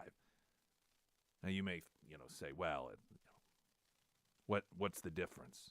There's a tremendous difference. Because the truth gives you a more specific idea of what actually happened. Again, I'm not somebody that has had any sort of education in journalism, but as a reader, I like to be provided information that gives me the best and most specific idea of what happened, not vagueness. The whole thing was presented as if then what happened was Dr. M, and I think others too, were raising their hands to ask questions or make points, and she waited until she was called upon. Waited until she was called upon, and at that point noted that all of the kids did not raise their hands. This was her great offense. Shining light on the truth. This is the great sin, according to so many. Now, here's a question that hasn't been asked. We're told that this was a major disruption and it was so upsetting to students. Oh, it was so emotionally triggering. What about that would be emotionally triggering? Think about it for a moment. If you are in some seminar about social engineering or whatever, and the speaker does an exercise and tells you to close your eyes, tells everyone to close their eyes, and like, hey, has anybody ever had this happen? Raise your hand. And you don't raise your hand, or you do raise your hand, whatever. And then afterwards, the person says, every one of you raised your hands. Now, of course, most of those kids recognize right there, well, that isn't exactly true. So they already knew to some degree they were being lied to. Some may have thought, well, maybe I was the only one that didn't, and she just didn't notice. The speaker. And then someone else in the audience, when called upon by the speaker, noted actually all of those folks didn't raise their hand. Just about 1 out of 4 or 5 did. Would that be emotionally scarring for you to have been told that? You know, none of these people, whether it's Cliff Smart, whether it was somebody from the Springfield NAACP, whether it's Bureau of Behavioral Health, or these school board members that condemned her, none of them explained exactly what about that was so traumatic for these kids. There's been no article exploring that. Now, you know why that is, of course, because it's crap. You're just supposed to accept that they were all trembling in fear. They had to go home early probably. And Lord knows how many years of counseling came from this. I'm not going to read through all of the tripe that is printed from a number of people trashing on Dr. M for arguing the kids should not be lied to when being counseled on racial trauma.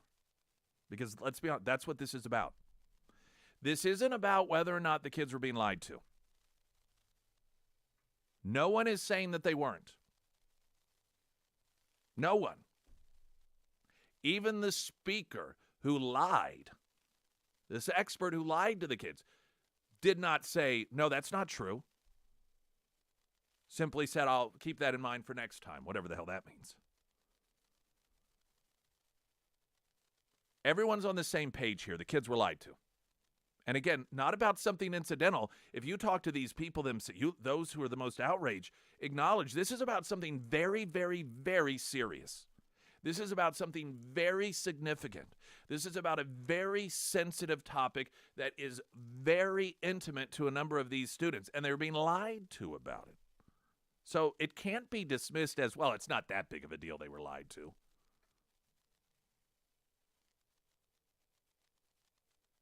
You have people James Jeffries, a parent, agreed with the decision to remove Dr. M from a leadership role, saying, I believe a vocal group of her supporters may be flooding the board with emails supporting her, but they do not represent a large portion of the community and prefer civility and respect to the divisive behavior she has brought to the board. Listen, folks, if you are an honest, ethical, moral person, you know oftentimes in life it's an uphill battle because it is so easy to be immoral. It is so easy to be unethical. It is so easy to say civility before morals, civility before truth. Brad and Melissa Allen, who graduated from Parkcrest High School and now teach, said they were disappointed that 3 board members thought that her actions were justified. We were very alarmed by her actions and very thankful for the board's quick removal of this toxic board member. Here you have 2 teachers, I don't know where they teach, who believe that it is toxic to be honest, who believe it is toxic to not want kids lied to about something as serious as racial trauma. I'd love to be one of their students. I'd cheat left and right, lie about it. What are they going to do when you get caught? Are they going to be toxic and tell you that that's wrong? Because cheating is lying. I mean, this should be a tremendous concern that you have school board members, you have teachers.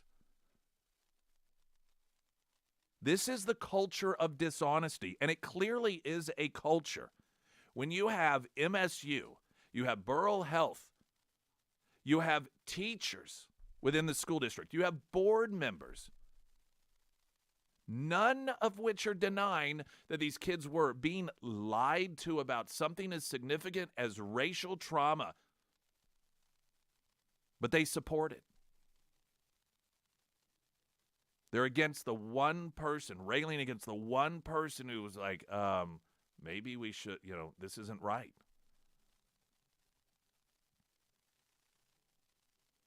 It goes on. It just cites other people, Angela Crawford, a parent, said it's time for her to resign. Saying that if she doesn't resign from the board, she will only escalate her egregious behavior because she's gotten away with it so far. So I guess the honesty will escalate. That's egregious behavior. It is a frighteningly vapid atmosphere of ethics and morals that we seem to have in this school district. When you have I can't believe telling the truth is this controversial in the Springfield Public Schools. And we're not even talking about telling the truth about something that I wouldn't think it would be controversial.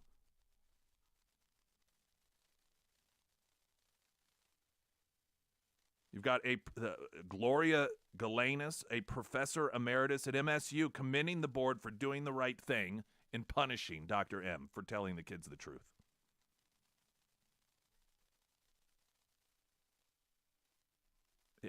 This is beyond this school board election.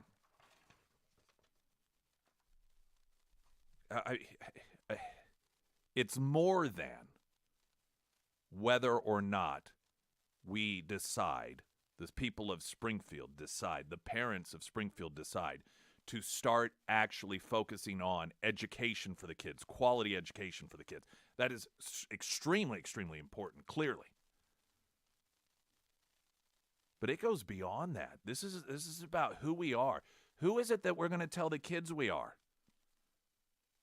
Are we people with no moral compass whatsoever, and we can lie with abandon whenever it benefits us, whenever it pleases us, and destroy anyone, punish anyone, demonize anyone who dares says, no, that's wrong? Is that who we are? Or are we a people that are going to stand up in Springfield and we're going to send a message to kids, there is a right and there is a wrong? There's a right and there's a wrong. Are we going to lead by example in Springfield? Well, I guess we are going to lead by example in Springfield, either which way. The question is the example going to be one of immorality, unethical behavior, in which the truth is irrelevant? Or is it going to be one of character? Is it going to be an example of doing what's right, even when the powerful people rain down upon you their criticisms, their name-calling? So that's the decision in that context that needs to be made. Which example will be provided? And that's a decision that will be made Tuesday. Springfield's Talk 104.1. I'm Nick Reed.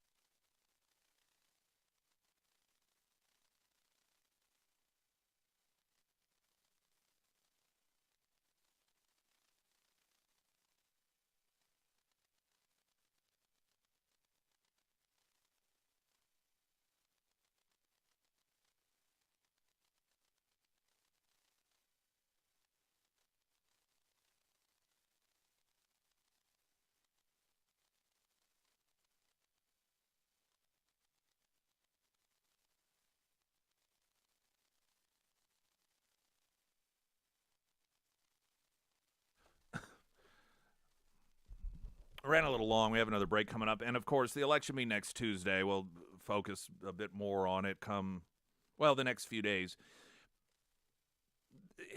Gosh, there's so many things that almost get overlooked. You lose the forest for the trees. And regarding the article that is trying to cover up for and defend Sharita Thomas Tate, the news leader, that she's this God-loving American, loves this country, extremely patriotic. But you listen to the way that she talks about the people in the country. This is a person who believes that this country is racist. Even locally, this is a tweet of hers regarding vaccines that she had sent out at one point. Congratulations, Springfield, Greene County, Missouri. Now, this is somebody that is on the school board. When we talk to students about those that you should look up to, she said, "We're winning at being the most selfish, misinformed, dare I say, stupid people in the United States. I hope you're proud. I'm not. I'm saddened and disturbed. It doesn't have to be this way. Get vaccinated. Get tested. Wear a mask. Stay at home if you're sick or been exposed." So there's a common theme when it comes to describing people in America, describing parents in the school district. Stupid, racist, terrorists in her retweet of an article referring to white women. If you felt that way, as she has expressed she does about this country, why would you be patriotic? What are you patriotic about? Why would you love a country that you feel is built upon these things, that you feel is built upon racism, that you feel is built upon white privilege? Doesn't that seem odd? Let's be honest, this is what happens. You have a person who wants to be in a position of power. They are radical, hate the country, hate the majority of people that are in it, believe that it is essentially run by evil oppressors, but they know that at the same time they need your vote. And while they recognize there's a slim portion of the population who also have those radical, divisive, hate-filled views that will support that sort of rhetoric, but you can't win elections that way.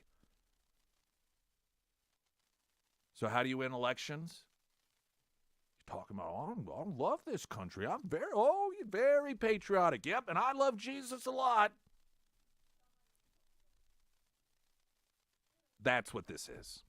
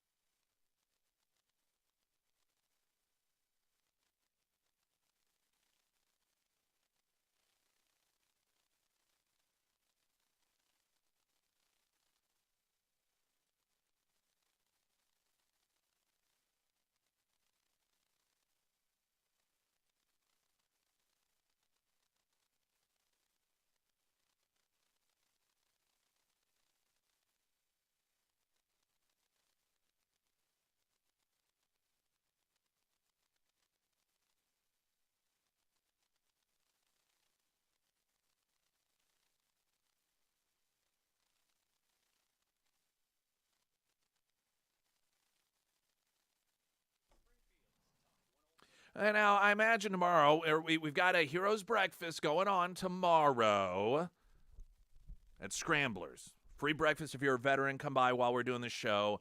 And that is thanks to Serenity Honors, Scramblers, Delta Roofing, Air Services, Heating, Cooling, Plumbing, and Electrical. I'm sure we'll talk about this more because it is very important and we just don't have time for it today.